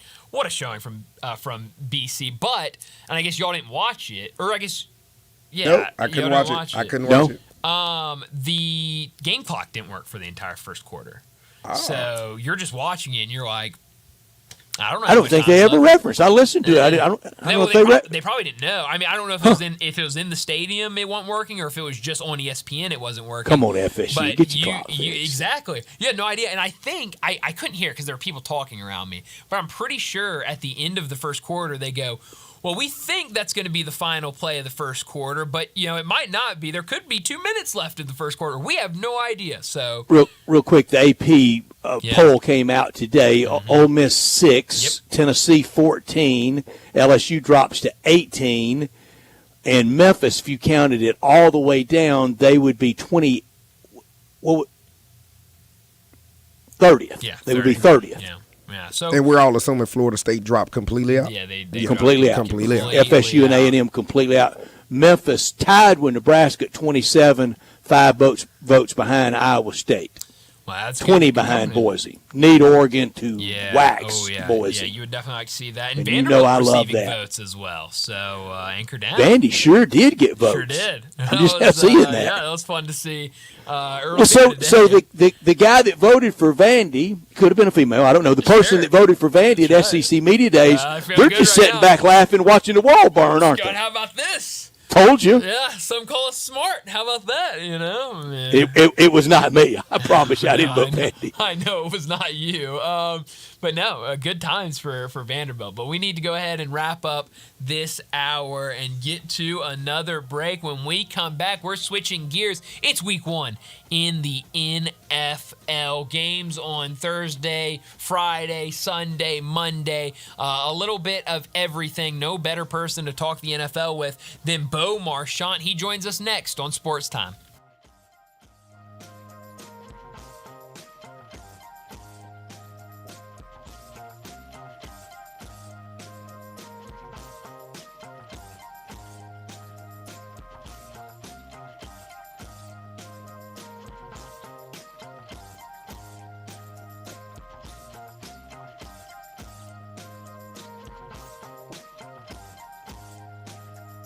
This Sports 56 traffic report is brought to you by Luttrell Belting. They keep you moving.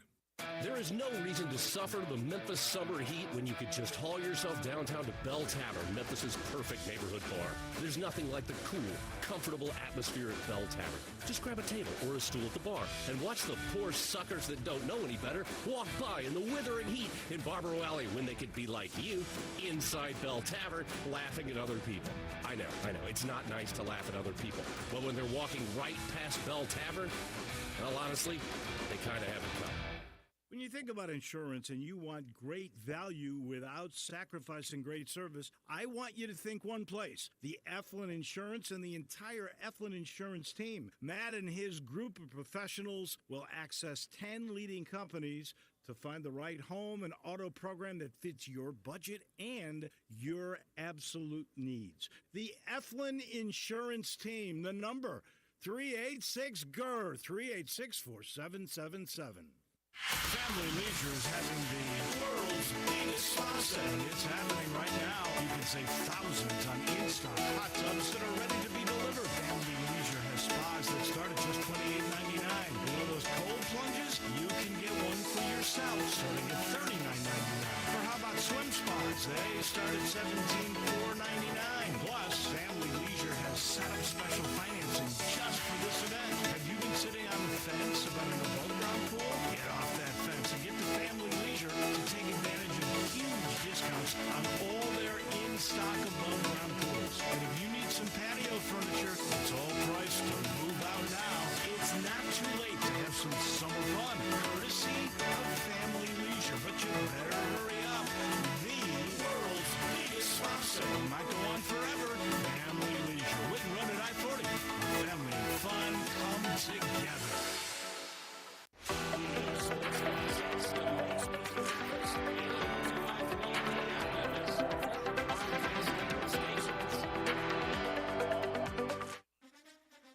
National Football League talk every Tuesday with Bo Marchant, covering the NFL Draft at collegetopro.com and the NFL Draft Bible, covering the Steelers for Sports Illustrated, living and running in Eastern Ohio, and on Twitter X at Bo Marchant. Here's Bo with Bryant and Brett. Well, it's crazy to think that just a handful of weeks ago, Brett was talking about quarterback rankings and head coach rankings, then AFC predictions, NFC predictions, and finally today we have made it to game week in the NFL. Bo Marchant joins us to talk the National Football League. Bo, it's finally here. Let's go. It is. It's exciting. I mean, college football, that kind of gets us, that was a fantastic appetizer of football this weekend. A lot of great games, a lot of great performances, and we'll be seeing a lot of those gentlemen in the league this upcoming or next year. So, but Thursday night, the NFL does it right. Thursday night should be a barn burner. Oh, yeah. Yeah, the NFL, they know what they're doing. Those two quarterbacks. Unfortunately for Lamar Jackson, phenomenal player. Love watching him play. He is almost like these pro golfers. He will be judged solely by advancement in that playoff bracket come postseason time. And I know people will love watching him play in the regular season, but he's very similar to the quarterback in Buffalo. They got to do something in the postseason. They've got to advance deep. Yeah, I mean, Lamar Jackson, that's where people get finicky. We know you get MVPs, but then, people get aggravated that you're that good and the playoff success doesn't come with it. And that's where the disappointment is. You're an MVP level guy in the playoffs, but it takes all 11, it takes all 22, it takes everybody. And we are playing in an era right now with Patrick Mahomes, and I'm sure Stockton Malone probably didn't like playing with Michael Jordan, and Jordan is a rookie, didn't want to play against the Celtics, and the Pistons didn't want to play the Celtics, but sometimes it's timing, and it's not a great place to be if you're not in KC. I mean, they're on the cusp of possibly winning 3 straight, so we're in the midst of a dynasty here, and when you're in the midst of a dynasty, that means they're winning everything, and everyone else is they're picking up the crumbs and just being satisfied with that. Yeah. Well, we learned today Trent Williams has a new contract with the 49ers and a 3-year, $82.69 million extension. What does this mean now? I think we all felt pretty good that they would get these deals done with Ayuk and with Williams. Maybe more Trent Williams than Brandon Ayuk because of all the speculation and rumors about trade. But now that they have both these guys back in the fold, what do you think about this 49ers team? Yeah, I just, you are a little, pessimistic or hesitant to, these guys are going to be in game shape, practice shape. They're just the wear and tear. The beatings that you take. As much as Trent Williams is probably worked out and trained, he doesn't have another 300-pound man, banging on him, and that might be another reason why he waited till now to kind of get this deal done. We know it's no big surprise. A lot of times guys don't prefer to be in camp if they don't have to be, or if they're going to do a holdout, and we've seen all the big names all sign their contracts. We'll go through the same thing next summer. All the guys who are going to hold out, and when it's crunch time, 0 hour, it's miraculously, I agree and you agree, and we come together and we sign the contract. So I just think getting those guys up to snuff, and because he is a critical part. You could talk about Ayuk's importance to the offense. I think Trent Williams' importance to the offense is a little bit even higher up there. I mean, that left tackle position, just the depth that they're lacking at the position, and that's therapeutic. I mean, that's everywhere in the NFL where, you're not going to have, depth at left tackle, and if you do, then you're very fortunate. But nonetheless, I just think that it might take a little bit of time. They got a Jets team coming in. That's going to be a big opener. I think the Jets want to make a statement. They want to act like they've arrived. They want to say, hey, we're putting our stamp on the season. So I think the 49ers in week 1 are going to have their hands full against a Jets team that I think more than any team wants to make the biggest impression. The team you cover, the Pittsburgh Steelers, if Mike Tomlin's going to keep that streak going without a losing record, Sunday in Atlanta is one of those road games that he could possibly steal away, and they'll go down and they'll go on the field with Captain Russell Wilson. Are you surprised by that? No, I'm not. And if you're around it, you just. And again, this is not to take anything away from Justin Fields, but I think it would also be, foolish to say that the Fields has reached the pinnacle of leadership and understanding the things that Russell Wilson has. I think he's entering year 13. So, no, the way he carries himself, and Tomlin said from the get-go, he was in pole position, and we never know what's going on. Why we sat there at the Russell Wilson press conference and we talked about Kenny Pickett and the relationship they were going to have, and Omar Khan and their GM, and Tomlin's in the press room, and he's smiling from ear to ear. He's excited about having this guy, Russell Wilson, in the house. And I think an hour or two later we found out Pickett's left. But I think Tomlin is thrilled to have a veteran presence on the field, a la Ben Roethlisberger, a guy he knows the game. You don't really have to coach the guy to know the game, and that's the work they have to do with Justin. Is they got to work him into being an NFL quarterback, a successful NFL quarterback. I mean, Russell Wilson has been that guy. He's just on the downswing of a Hall of Fame type career. But at the end of the day,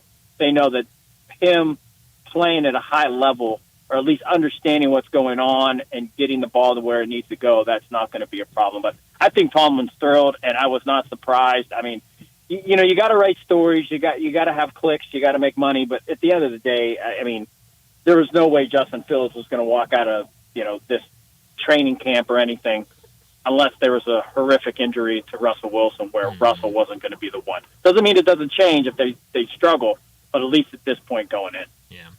The Giants and the Vikings will meet in Week 1 on Sunday, and we learned earlier today that Brian Daboll is going to take over play calling duties for the Giants this season. We know Malik Neighbors coming in there as a rookie, Daniel Jones coming back as the starting quarterback. What do you think this Giants offense looks like this year with Daboll handling the play calling duties? It's going to be interesting, Brian. The line has so many question marks. Not a lot has changed from the line that we saw last year, so that's my biggest concern. And then you got Saquon Barkley, who was a dynamic running back, and, he's no longer there. So, Dabo's going to have his hands full trying to run that offense in a way where they keep an often injury-prone Daniel Jones upright and able to function, and also have a running game without one of the more prominent running backs no longer there. So, hey, I think he knows that, his head's on the chopping block, if you will, and that's probably why he probably elected to call plays. If he's going to go down, with the ship, he might as well do it, under his own doing than rather having somebody else make the calls. But they're going to have their hands full. I think that O-line's going to have their hands full. That said, I still like, I like what some of the pieces they have. If the line can be more consistent and provide some protection for Daniel Jones, I still think they can, be a functional offense, an offense that has some identity. With that said, though, a lot more questions than answers when it comes to that New York Giants offense. Not a lot of division games this week, but a couple, and one of them, no love lost from way back in the AFL. The Raiders, they play the Chargers in Los Angeles, and that's Antonio Pierce against Jim Harbaugh. That'd be a fun matchup in the 3 o'clock Central window for us. Yeah, it's kind of cool having two ex-players, going at it. You don't get that often, so that's a unique, I think, wrinkle to the game. I'm not sold. I shouldn't say I'm not sold on Harbaugh, because I think he's a phenomenal coach.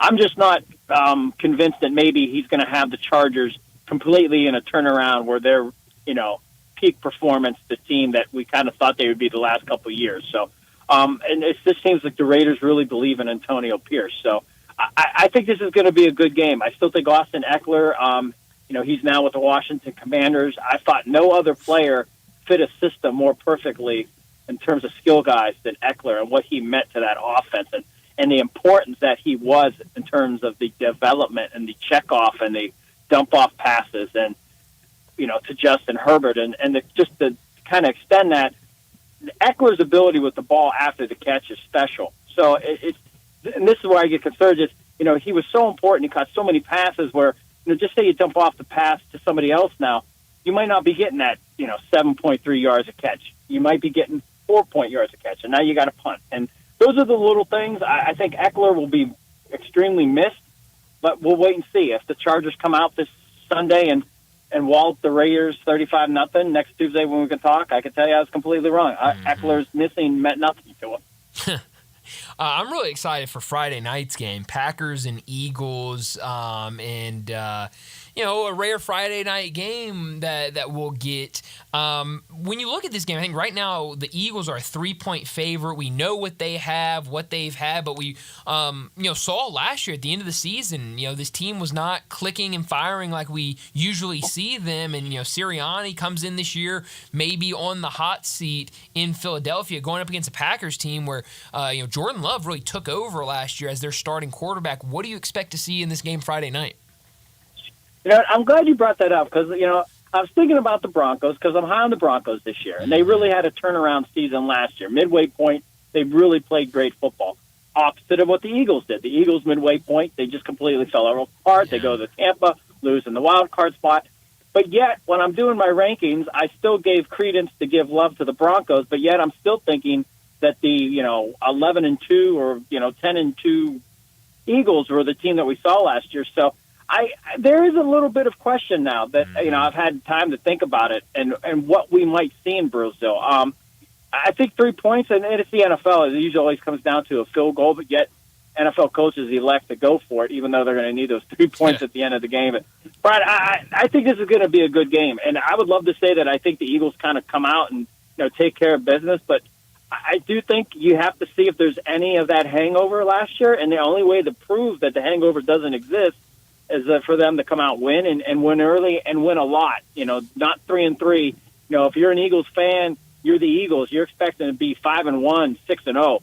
That's the type of football that they want to play. A 3-3, 2-4 margin is not going to be acceptable. And as you mentioned, Sirianni on the hot seat. A slow start is even going to the speculation of, is he the right guy? Is this locker room fit? Is he the guy to lead this team this year? And those are all the little things that kind of cascade onto a team if success isn't there. If you can get a couple wins under your belt, it just kind of calms the waters. It makes it easier for everybody to kind of go about their business until, maybe you do suffer a loss, and then it's not taken so seriously. But nonetheless, great schedule again for the NFL this whole week, Thursday, Friday through the weekend, Monday night. We should be, hopefully we see a lot of healthy quarterbacks, healthy players leave week one, and a lot of great games. Sunday afternoon at noon for us here in Memphis on CBS, it's the Dolphins at home against the Jags. That'll be really hot at Hard Rock Stadium.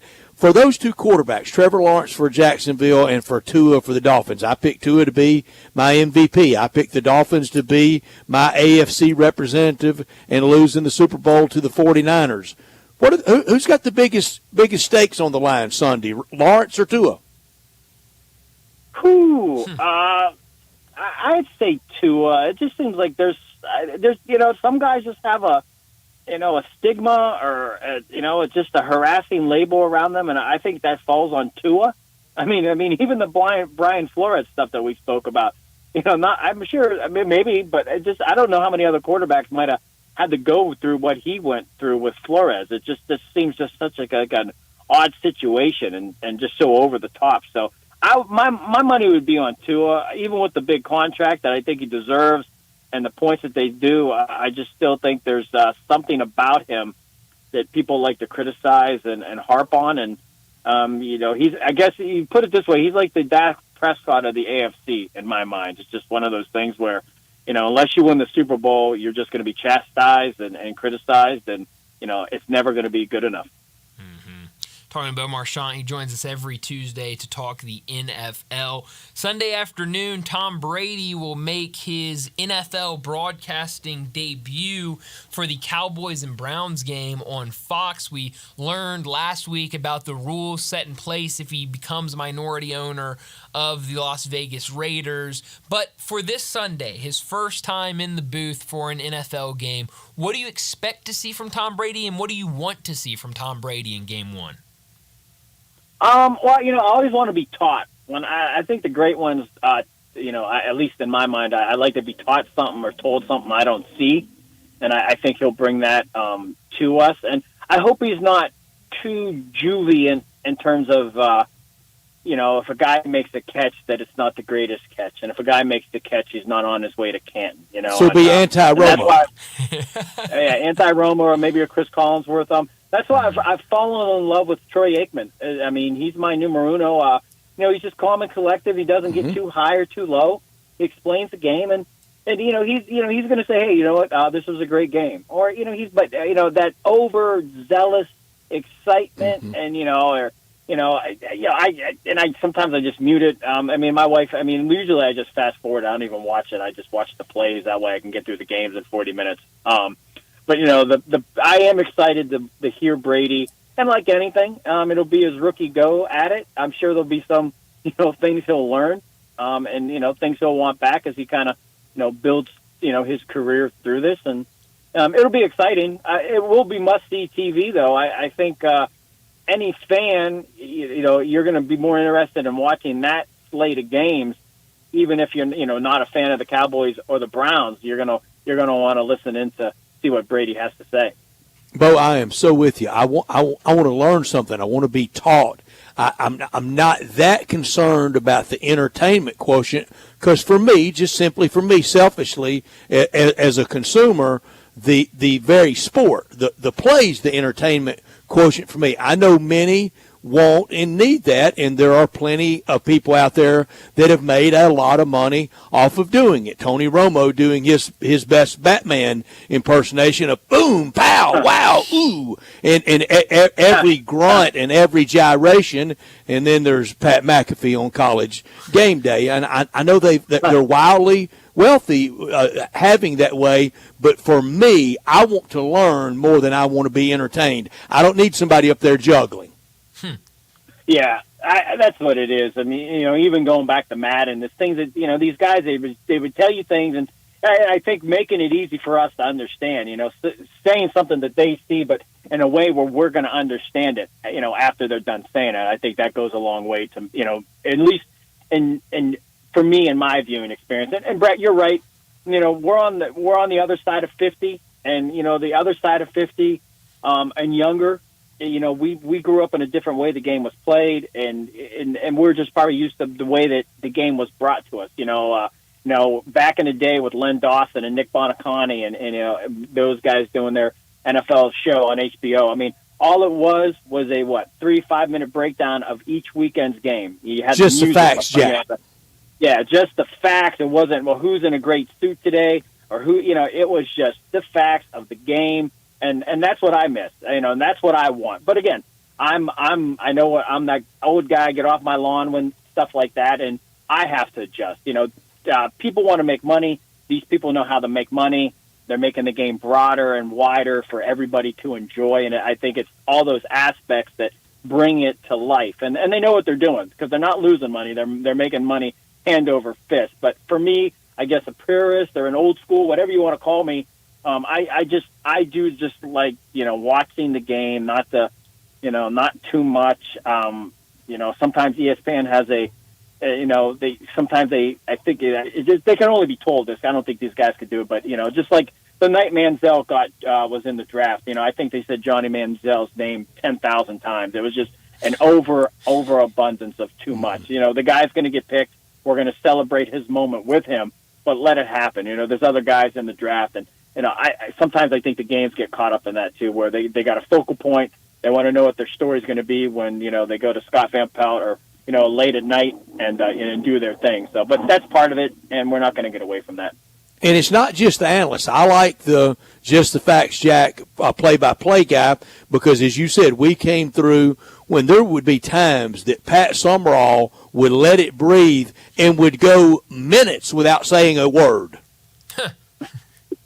You're right, and that's the brilliance of it. It's, you know, let like you said, let it breathe. We don't need to hear you. We're going to take it in, and if there's something you don't think the audience knows, bring it up then. But for the most point, you know, okay, Patrick Mahomes dropped back and he threw the ball to Travis Kelce. You know, we're all going to see that. Now, if you saw something out of sorts where somebody threw a great block that we might not have seen, or Patrick Mahomes caught the defense off guard and you noticed that he switched the play at the line, bring that up to us. I want to know that. But after know that, yeah, you know what? He did the behind-the-back pass to Kelce.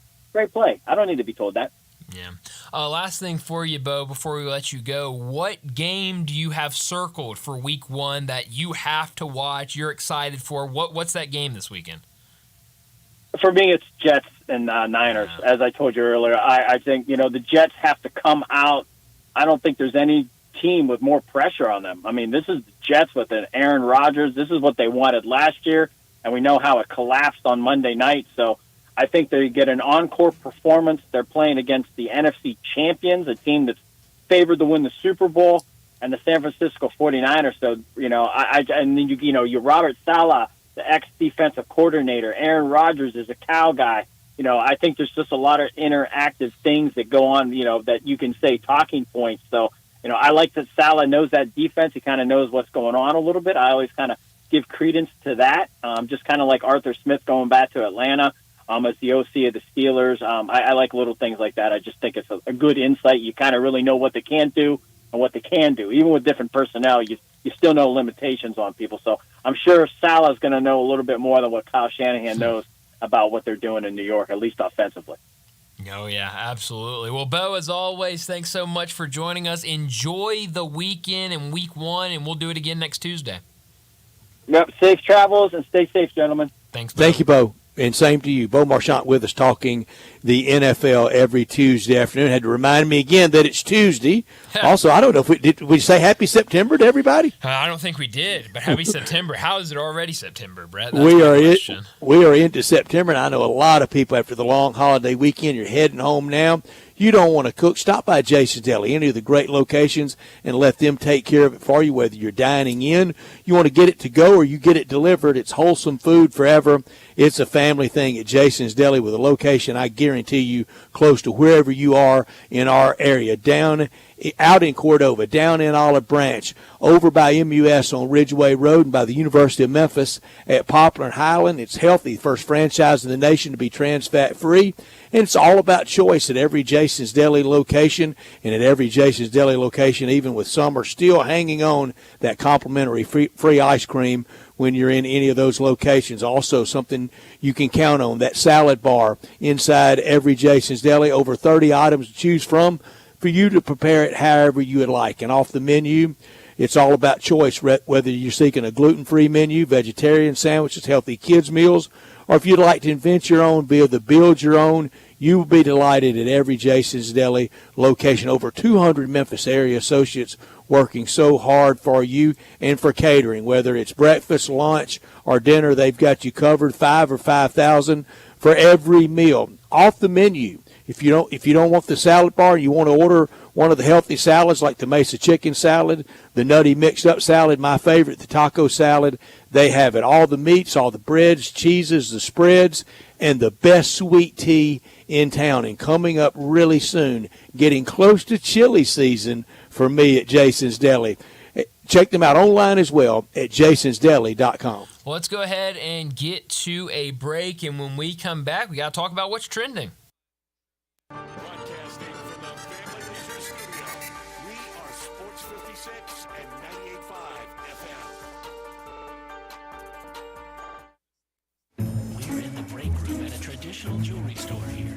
Hey, Mark, I know it's our job here to try and sell every piece of jewelry, but don't sell this ring. I'm going to try to use my employee discount to buy it for my wife. Okay, but you know you can get a better deal at Genesis Diamonds. Genesis Diamonds? Are you crazy? They're not like the boss here. All I'm saying is I got a pair of diamond set earrings there for my wife and paid a lot less than what we charge here, even after my employee discount. Wow. You never know who you'll see shopping at Genesis Diamonds. With no middleman pricing on the best selection of diamond rings, earrings, pendants, bands, and bracelets, it's a no-brainer.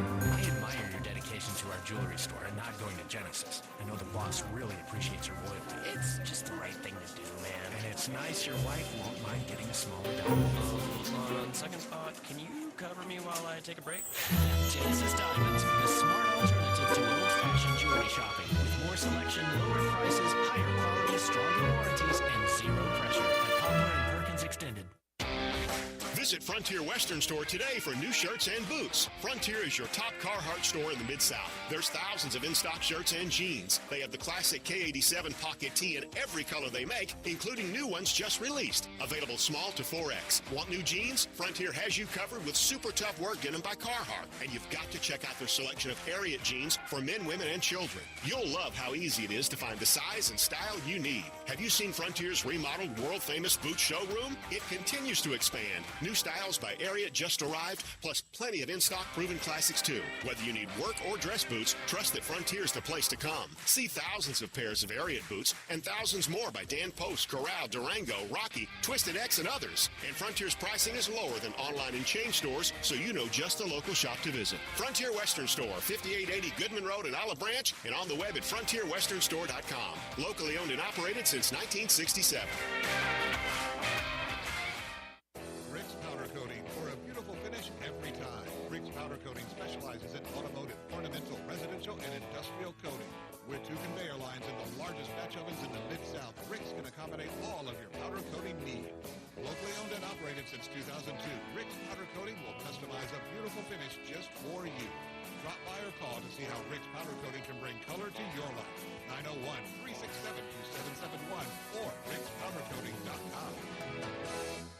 They can't get that Central Barbecue location on Central back open soon enough. It's still going to be a little while. They do things right at Central Barbecue. That's why every location is so unique. I know, but there's a lot of different Central Barbecue locations, but I miss the OG, the Central Barbecue on Central. You know, it's going to be completely different. Well, not completely. Yeah, when the Central Barbecue location on Central reopens, it'll be bigger, nicer, more streamlined. But still on Central. That's about the only thing. For the time being, until they tell us different, you can't go wrong with any of the Central Barbecue locations. You know, I think we've broken a record for saying Central Barbecue the most times in a Central Barbecue commercial. Ole Miss Rebel Yell is back. The Rebel Yell Hotline Radio Show is back on WHBQ Sports 56 and 98.5 FM. Every Monday night at 6, hear the latest news on your Ole Miss Rebels with Yancey Porter with 24/7 Sports, former Ole Miss defensive tackle Mike Fitzsimmons, Gordon Ford covering SEC Sports Call, and former Ole Miss baseball announcer Gary Darby. From kickoff to free throw to extra innings, your Ole Miss Sports on the Rebel Yell Hotline Show right here Monday night at 6 on Sports 56, 560 AM and 98.5 FM, your Mid-South sports station.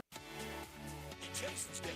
When you're dining in or picking up curbside, you can expect wholesome food and no surprises. Just delicious sandwiches, crisp salads, and great quality meals made with the freshest ingredients and no artificial trans fats, MSG, high fructose corn syrup, or artificial colors and dyes. Around here, a lot of thought goes into what we put into our food and what we take out of it. Because you're not just taking a bite, you're getting a taste of who we are. New items are constantly being created to expand our menu for all tastes and special diets, vegan and gluten-free options available, convenience, and on-time delivery you can count on. It's just a click away at jasonsdeli.com. So whether you need to feed 5 people or 5,000, the team at Jason's Deli, they have the credentials and the commitment to keep you satisfied. Freshness is nearby at Jason's Deli with locations at Ridgeway and the Park Place Center, Upper Highland, Germantown Road in Cordova, and Goodman Road in Highland Branch. Jason's Deli, it's wholesome food and no surprises. Do you know one of the best things you can do for your employees or family's health? Provide Arctic Clear bottled water. Arctic Clear bottled water is your locally owned and operated bottled water provider. Arctic Clear is 100% natural spring water with free delivery and setup, dependable service, and no long-term contracts. What an easy choice. Call Jeff Manus today, 901-382-2363, or visit arctic-clear.com. Arctic Clear bottled water. Call now, 382-2363. That's 382-2363. Admit it. When you start thinking about tastes of Memphis, you think treats, sweets. You think Dinstall's. For 122 years now. What is that, 5 generations? When people wanted something to bring to a party that will just make everybody happy, they bring out Dinstall's. 122 years of cashew crunch, of heavenly hash, of turtlettes, of their award-winning fudge. That's worldwide. It's known that well. Then there's the milk chocolate. It all starts there. There's the double-dip peanuts. And then every fall, those famous chocolate-covered strawberries with that fondant. And they won't tell you what's in the fondant, but it makes it oh so special. And easy to get to. 5 locations. There's where they make the candies in Pleasant View. There's Germantown. There's Collierville. There's even one downtown. And in my neck of the woods in Laurelwood. You know what? 122 years made in Memphis and enjoyed by the whole world. Dinstall's. This Sports 56 traffic report is brought to you by Luttrell Belting. They keep you moving. Good afternoon. We're still trying to clear up a couple of accidents. Here's what we're seeing. Heavier traffic just in the last few minutes with that volume on 40 East at Sycamore View Road out past Germantown Parkway, continuing into Fayette County.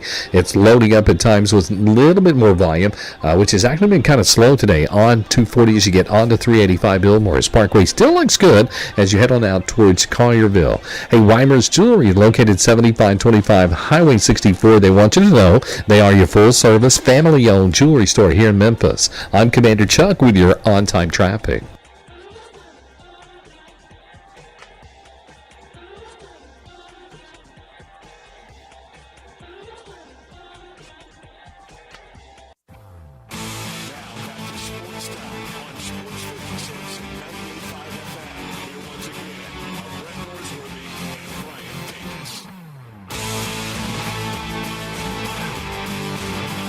Welcome back into Sports Time. Bryant and Brett with you as we got about 30 minutes left in today's show. We got to talk about what's trending. And I want to start off, we've talked a lot about college football over the weekend, a really fun week 1 in the college football season. But one of the big games over the weekend, Miami and Florida down at the Swamp. The first touchdown of that game was scored by tight end Cam McCormick, who is playing his 9th year of college football because of COVID, red shirts, medical red shirts, a whole lot of things.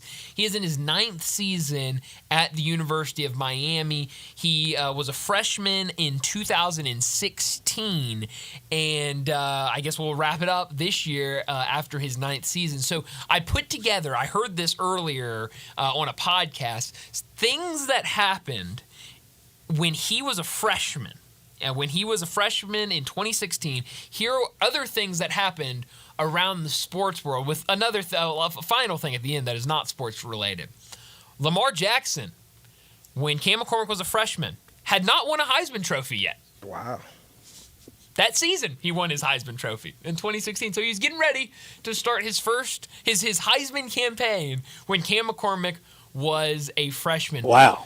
Tony Romo had not been hired to broadcast yet, which we know has been. It feels like he's been in a booth forever because he was still playing in the NFL when Cam McCormick. He was still your quarterback. He was still my quarterback, of the Dallas Cowboys. He didn't play much your, that year. Your favorite Cowboys quarterback. I don't know about that, but I do like me some Tony Romo. How about this? Phillip Rivers was still playing in San Diego in 2016. Little Noog Shumpy. Yes, that's right. When McCormick was a freshman and still had 5 years left to play in the NFL, Phillip Rivers did. Incredible.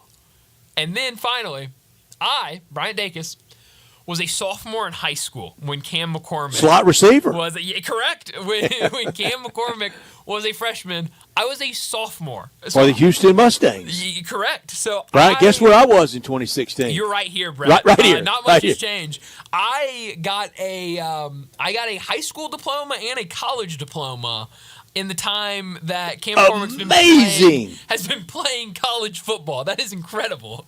I think you've been working here that whole time, haven't you? It sometimes feels that way, Brett. Yes. 2016 was Kirby Smart's first year at Georgia. Is that right? Holy cow. It feels like he's been there forever. Came to the Liberty Bowl. Yeah, so a lot of wild things since Cam McCormick. He's seen a lot. Gas was $2 then. That was the big one. I wanted to know what the gas was. Whenever you do that, you got to know what the gas was. I got That's $3.20 and Darian, any time on any gas price, my entire life has been, can you believe gas costs X? Always. Can you believe gas is up to 98 cents a gallon? Nobody can ever believe how much gas is. Can you believe gas is $1.40? I love that. I wasn't able to drive then, but I definitely remember seeing 0.89 for gas. Now, their state tax is a lot less than the Mississippi State gas tax is much less than Arkansas and Tennessee. Sunday morning at Batesville, it was $2.61. Really? And the gas market, the wholesale market went down today. How about that? Filled up earlier today. They say good old election year gas does this, fellas. Sure does. Where's that magic button, though? Where do they keep the magic button? I don't know. I need it somewhere. Jeez. Because it does feel like that. It does, yeah. No, every time. Regardless of party, it does feel. But where is the magic button? I don't know. I guarantee it's at Jerry Jones' house. Guarantee you it's on his, it's on it's on his submarine. Yeah, on the submarine, that's right. Yeah, somewhere down there. He has to go underwater to lower gas prices. In fact, today, the gas market, $1.98, so you can tack on about 50, 60 cents, about the cheapest place. So you could see some $2.60 gasoline in Shelby County by the end of the week. Yeah, that'd be great. That place across the street from us, though, man, they gougers. What do they make it out of? I don't know. I think there's some gold in there. They always run. They run 60 cents higher than the Murphys right by them. No, you're absolutely right. When I drive by there, I want to yell at them. Go, people! If you drive another 50 yards, you can save 60 cents a gallon. Yeah, no matter how much gas you have left, you'll be able to make it down there, and you'll save plenty of money. I'll get out and help push that far. Oh yeah, that's right. No, I stopped for gas, and I definitely did not stop at the cheapest place today, but I had to stop somewhere. So. And why is that on any trip? And I'm going to St. Louis Sunday. I don't care if I stop at mile marker 285. Gas is $3.17. Sure. The next stop, gas is 308. Always. How does that happen? Bad luck, I guess. Wherever I stop, it's a dime higher on the interstate, especially on I-55 to St. Louis. Oh, really? That's where it gets you all the time. Yeah. That's going to be fun this weekend in St. Louis for you. I'm glad you're going. One-shot game Sunday afternoon against the Mariners. That's right. I keep forgetting. And you got to get your win, right? Got to get my win. Unless, another 2 years, right? That's it, unless the schedule changes. And they're talking about radical scheduling changes. Man, are they really? Yeah. I missed that. But it won't be for next year because it's right, set. Of but course. For 26. But I am glad you're going up there because I would say pretty good weekend against the Yanks. How about that? I mean, We just going to forget yesterday against Milwaukee? Oh, Brett, completely different series. Okay, I mean, you had the Yankees on the road. And you know what other teams will be doing? And friends of Oliver Marmol and the pitching coach staffers, what did y'all do to stop Aaron Judge? 1 for 12 over the weekend. Aaron Judge against the Cardinals. Oh yeah, no, there will be people calling the Cardinals and saying, "Look, we're going to play him in the playoffs. We need to know what happened there." Because that was really impressive by them. And the weekend, the year that continues, really for him, he didn't have a great weekend, but he's having a great year, and for Shohei Ohtani. Yeah, no, you are right about that. But he's been great. I know going back to Anaheim will be interesting this week. Yeah, tonight. So that'll be very, very interesting. But yeah, going back to the Cardinals, you also had Jordan Walker with the 5-hit game on Sunday, which badly needed for him. And now we know, or we have learned, I think since we last talked on Friday, he'll be an everyday guy for St. Louis now that he's been called back up as the season's coming down to the wires or down the stretch, I should say. So we'll get a lot of looks at him, and hopefully he has more games closer to the 5-hit games than the no-hit games. Yeah, 5 for 5, and then he went 0 for yesterday, hitting $186. Yeah, it has not been good with him at the major level, and I always stress it every time I see it out there. He's not an outfielder. I mean, they try to stick him there in the corner or in right field. I mean, he's supposed to be a third baseman, but I mean, there's no spot over at third base when you got Arenado over there. But they've just been trying to force him to play outfield, and he just doesn't look comfortable at all out there, no matter how much time he gets. I love Steve Phillips. When he talks, I listen. He used to run the Mets and now on MLB Network, Sirius XM, and he was talking today. Do you realize that Skip Schumacher already knows he's out in Miami? Really? Really's known it all year. That they really did a number on his contract back in April and got out of the extra year, and he's been in limbo all year. I did not know that. I didn't either. Mind-blowing news to also me. Saying he thought Bud Black would retire, and then when it got around to the Cardinals, he and who was his other panelist? I can't remember. I'm sorry, I can't. But they threw out Albert Pujols and Yadier Molina as possible replacement, and Skip Schumacher. I don't want Albert or Yachty to take it. Please don't. Because I don't want to have to second guess you, and I don't want to have to treat you like you have to treat the managers. Yeah. No, I mean, those are two great points. I want y'all to have your statues, and we walk by and sing your praises. Yeah. I don't ever want to go to bed mad at Albert Pujols or Yadier Molina. No, I mean, how could anybody? But I know Yachty is. There's been kind of those murmurs out there. He's down in. He's closer than he's closer than Albert. He's managing a team in the Winter League. And he's says that there are people that say he wants to be a big league manager at some point. So rarely does the superstar player become the great coach manager. Yeah. There's no doubt Albert Pujols was a superstar. Was Yadier Molina a superstar? I would say so. I would too, because he's going to the Hall of Fame. That means you're a superstar. Yeah, I mean, it's kind of like what we always say with Bo about Hall of Fame and superstars in the NFL. If you're the best at your position, you're a superstar. And, that's it. And Yachty, especially when you get to the baseball time, you talk about a catcher. He was the top of the game for such a long time. And now the stories are just everywhere. Yeah.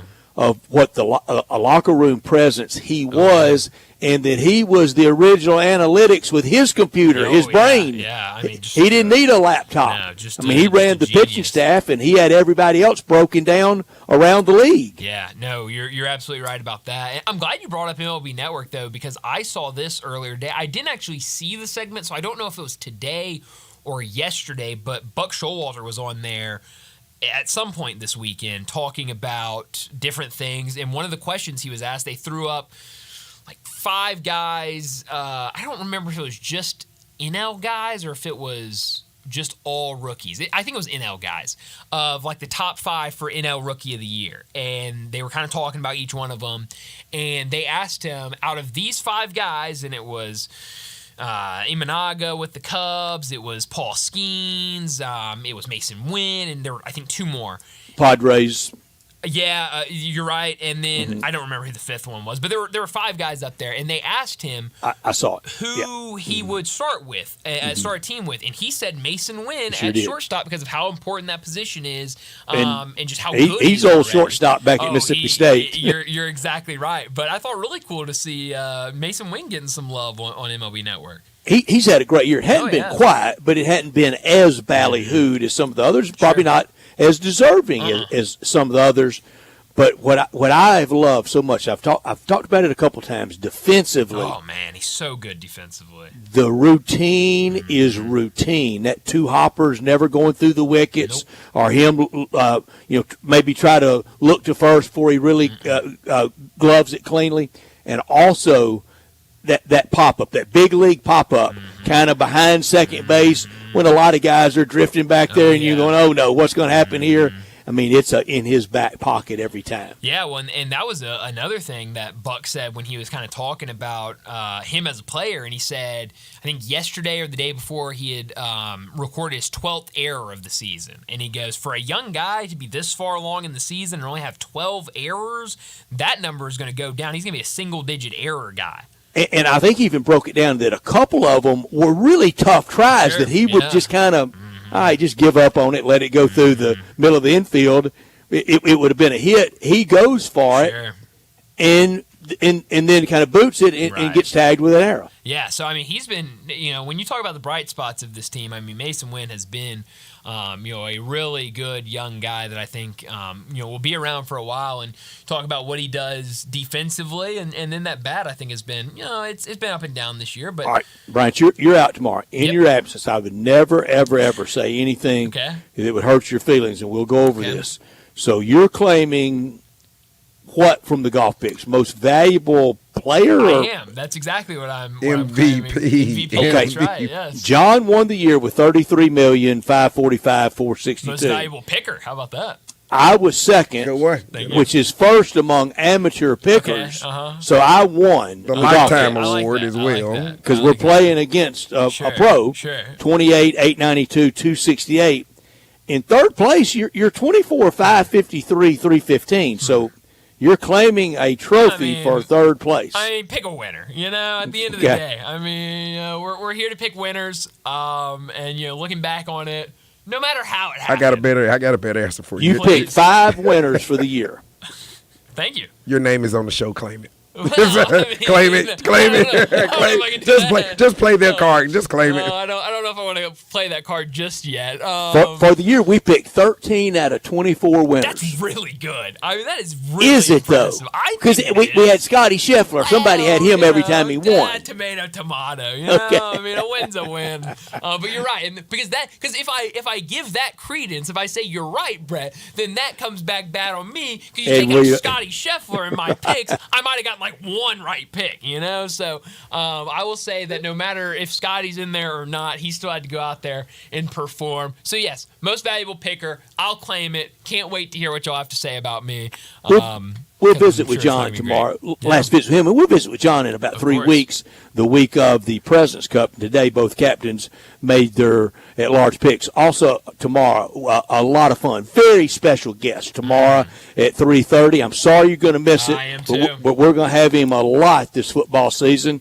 Coach Tommy West will join us tomorrow. He's now retired from a distinguished football coaching life, and we know what he did here for the University of Memphis. He'll join us tomorrow. David Cohn will join us to talk college football. And at 5 o'clock tomorrow, the voice of the Troy Trojans, Barry McKnight, will talk about Troy and their game against the Tigers this week. Mm-hmm. And they're not used to losing at Troy. No, not We'll at see all. how they respond. Yeah, it's a really good question because Coach Tommy West tomorrow. Man, I am upset I'm going to miss that. But that's okay. We'll have him on again, and I'm sure it's going to be a lot of fun. We're going to have him a bunch. Yeah, so you are going to have a lot of fun tomorrow. And just what Tommy West has seen here at the University of Memphis and then after his time at the University of Memphis, he has definitely seen it all. So that will be a lot of fun to pick his brain about this program and just about college football. I bet he doesn't mind that wrecking ball hitting over at the fairgrounds. By all means, he says, I'm sure. But no, that will be a lot of fun. A great show planned for tomorrow. Yeah, I'll be out, but I'll be back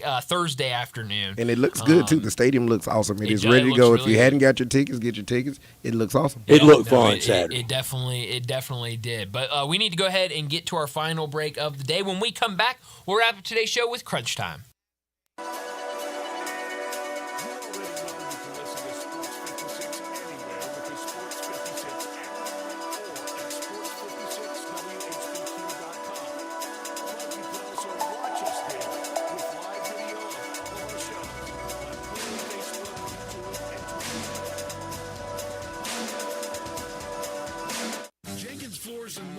You to their retail warehouse where they pass wholesale savings on to you. Jenkins Floors in Little Rock, Cleveland, Mississippi, and now open in Horn Lake at 2356 West Goodman Road. Specializing in flooring and carpeting, tile, plantation shutters, and blinds, Jenkins makes your life easy with a 2-week turnaround. Contractors, builders, or family projects, call 662-469-9350 for a free estimate. Owners Timmy and Rebecca Jenkins say hello to Sports 56 fans and look forward to your business. Do you know one of the best things you can do for your employees or family's health? Provide Arctic Clear bottled water. Arctic Clear bottled water is your locally owned and operated bottled water provider. Arctic Clear is 100% natural spring water with free delivery instead of dependable service and no long-term contracts. An easy choice. Call Jeff Manus today, 901-382-2363, or visit arctic-clear.com. Arctic Clear bottled water. Call now, 382-2363.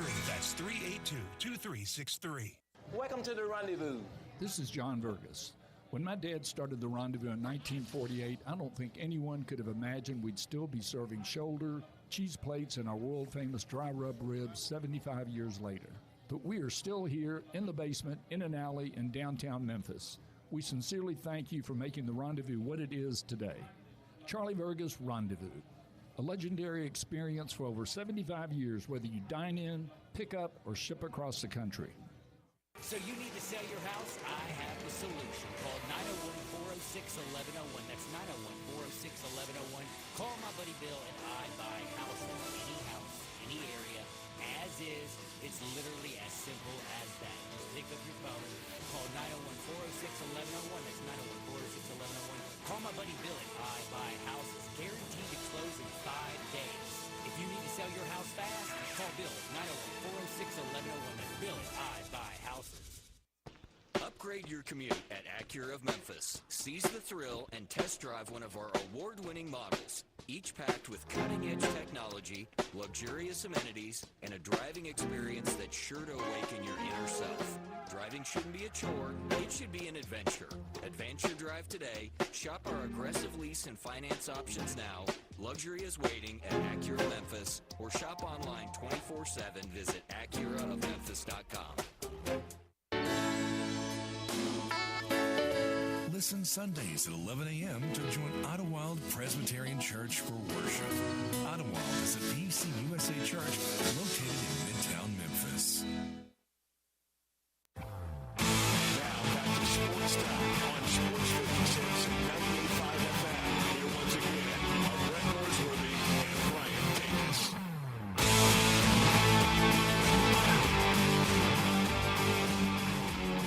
This is pretty cool, and we're just getting started, so.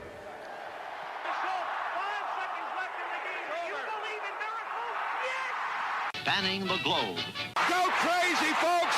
Go crazy! This is for all the biggest crunch time. You are looking live. In your life have you seen anything like that? Goodbye! Hello, It's obviously crunch time. Hammer, nail, coffin. This baby is over. Well, Brett, we've talked about a lot of athletes today and a lot of athletic competition, but we have not discussed maybe the most elite athletic performance of the weekend. It's what I learned today. Joey Chestnut and Tariku Kabayashi. Don't laugh at me, Darian. It comes at you fast. It does come at you fast. They faced off in a hot dog eating contest yesterday on Netflix. I'm just so excited that I'm just trying to talk about this as fast as possible so I can talk about it more, because Joey Chestnut, now we all remember he cannot participate in the Nathan's Famous hot dog eating contest on the 4th of July because he was disqualified. He had a sponsorship deal with a vegan hot dog company. Nathan's did not like that and said, you are not allowed at our competition. So Joey Chestnut and Kobayashi, they faced off yesterday in a Netflix live event, and Joey Chestnut broke his own world record by downing 83 hot dogs in 10 minutes. Athleticism to, the extent. What an athlete, what a performance yesterday. All hail Joey Chestnut. I don't know that I've had 83 hot dogs in the last 2 years. It's a great question, but have it in 10 minutes. That's incredible and gross. That is. Boy, I bet he had to rest today. Oh, man. What I learned, the U and Notre Dame, they both will be a factor in the college football playoff drama. I want to see a little more from Southern Cal. They're at Michigan September 21st, home against Penn State October 12th. November 30th at the Coliseum against Notre Dame. That could be a Sweet 16 type game. Miller Moss looked very well coached. No surprise, Lincoln Riley is a great offensive coach. Yeah, no, he absolutely is. It's never been a question about the offense with him. It's always been a question about the defense. But what I could have done without, it actually goes right back to that game and the comments afterwards by Brian Kelly, where he said their quarterback was just flat out better than ours, which I think there was a couple other ways you could have put that. Maybe their quarterback was better than our defense. They were more prepared than us. I don't know, because I thought both of these quarterbacks were great in that matchup Sunday night. I never was watching that game and went, man, Miller Moss is really just outperforming Garrett Nussmeier. It really shows. And I was going, wow, both these quarterbacks can really sling it. They've got good weapons. USC probably has better weapons than LSU, but both of these quarterbacks look really, really good, and I'm really excited to see both of them play. So I was a little disappointed really about the whole outrage after that game by Brian Kelly, but definitely kind of throwing his quarterback under the bus. Not a huge fan of that. Big Ten over the SEC in that one. Yeah, Big Ten for SC. Can you believe that? How about that? Could have done without the Ricky Pearsall shooting. Oh, my gosh. But the subsequent miracle that he's alive, hallelujah, and appears that he's going to be okay, so very senseless. You couldn't make me go to San Francisco right now. I'm sorry. There are a lot of places like that, but San Francisco's at the top of it. When will we demand this stop? A 17-year-old wagging a gun around to steal a watch. Just ridiculous. Yeah, it is crazy. And thankfully, Ricky Pearsall, it was, for the most part, fine after that shooting. His mother said the wound exited his back. Yeah, and it didn't hit anything, which is incredible. That is just unbelievable to hear. Most fortunate human on earth.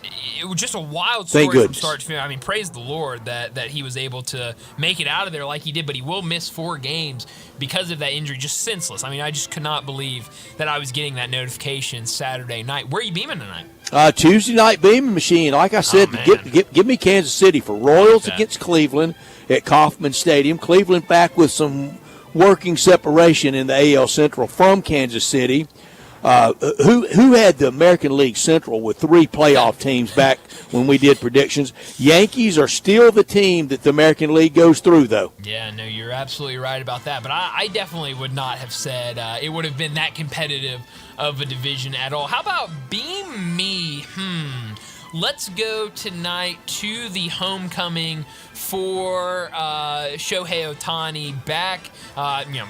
He's been in LA, but back to the Angel Stadium tonight in Anaheim with his Dodgers team facing his old team. There will be, I'm sure, a lot of talk, a lot of scenes from there, a lot of love from those fans to him. But is it all going to be love? Because I think a lot of those fans were a little upset that he decided to leave them. And not only did he leave them, just went right across the street, basically, to the LA Dodgers. So that'll be fun later tonight. But I also think this Pirates-Cubs game will be a lot of fun to watch. You got Paul Skeens versus Kyle Hendricks. Paul Skeens has been absolutely dominant this year as a rookie. So some really fun baseball games tonight. Keep a close eye tonight on the Cardinals as they enter play with a tragic number of 13 in the National League Central. Steven Matz goes tonight. He'll either be bad or, sadly, probably get hurt. Yeah, oh yeah. Steven Matz is back. I forgot about that. But 1993 World Series rematch with Phillies at Blue Jays. 86 rematch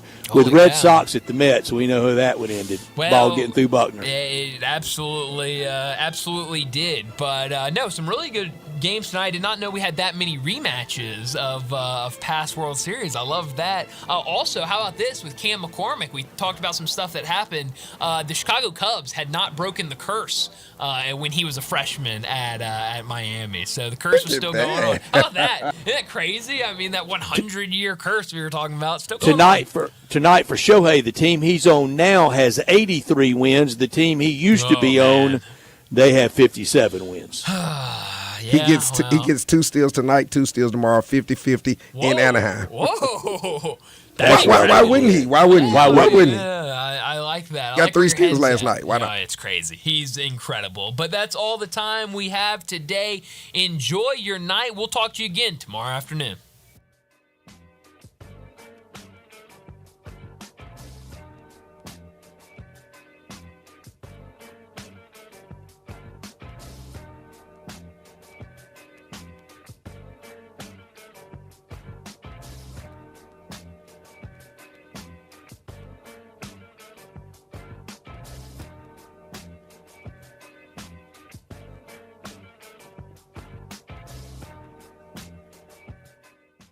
Top Gun is the largest indoor range in the Mid-South, but size isn't their only difference. Top Gun has the best instructors with over 300 years combined experience.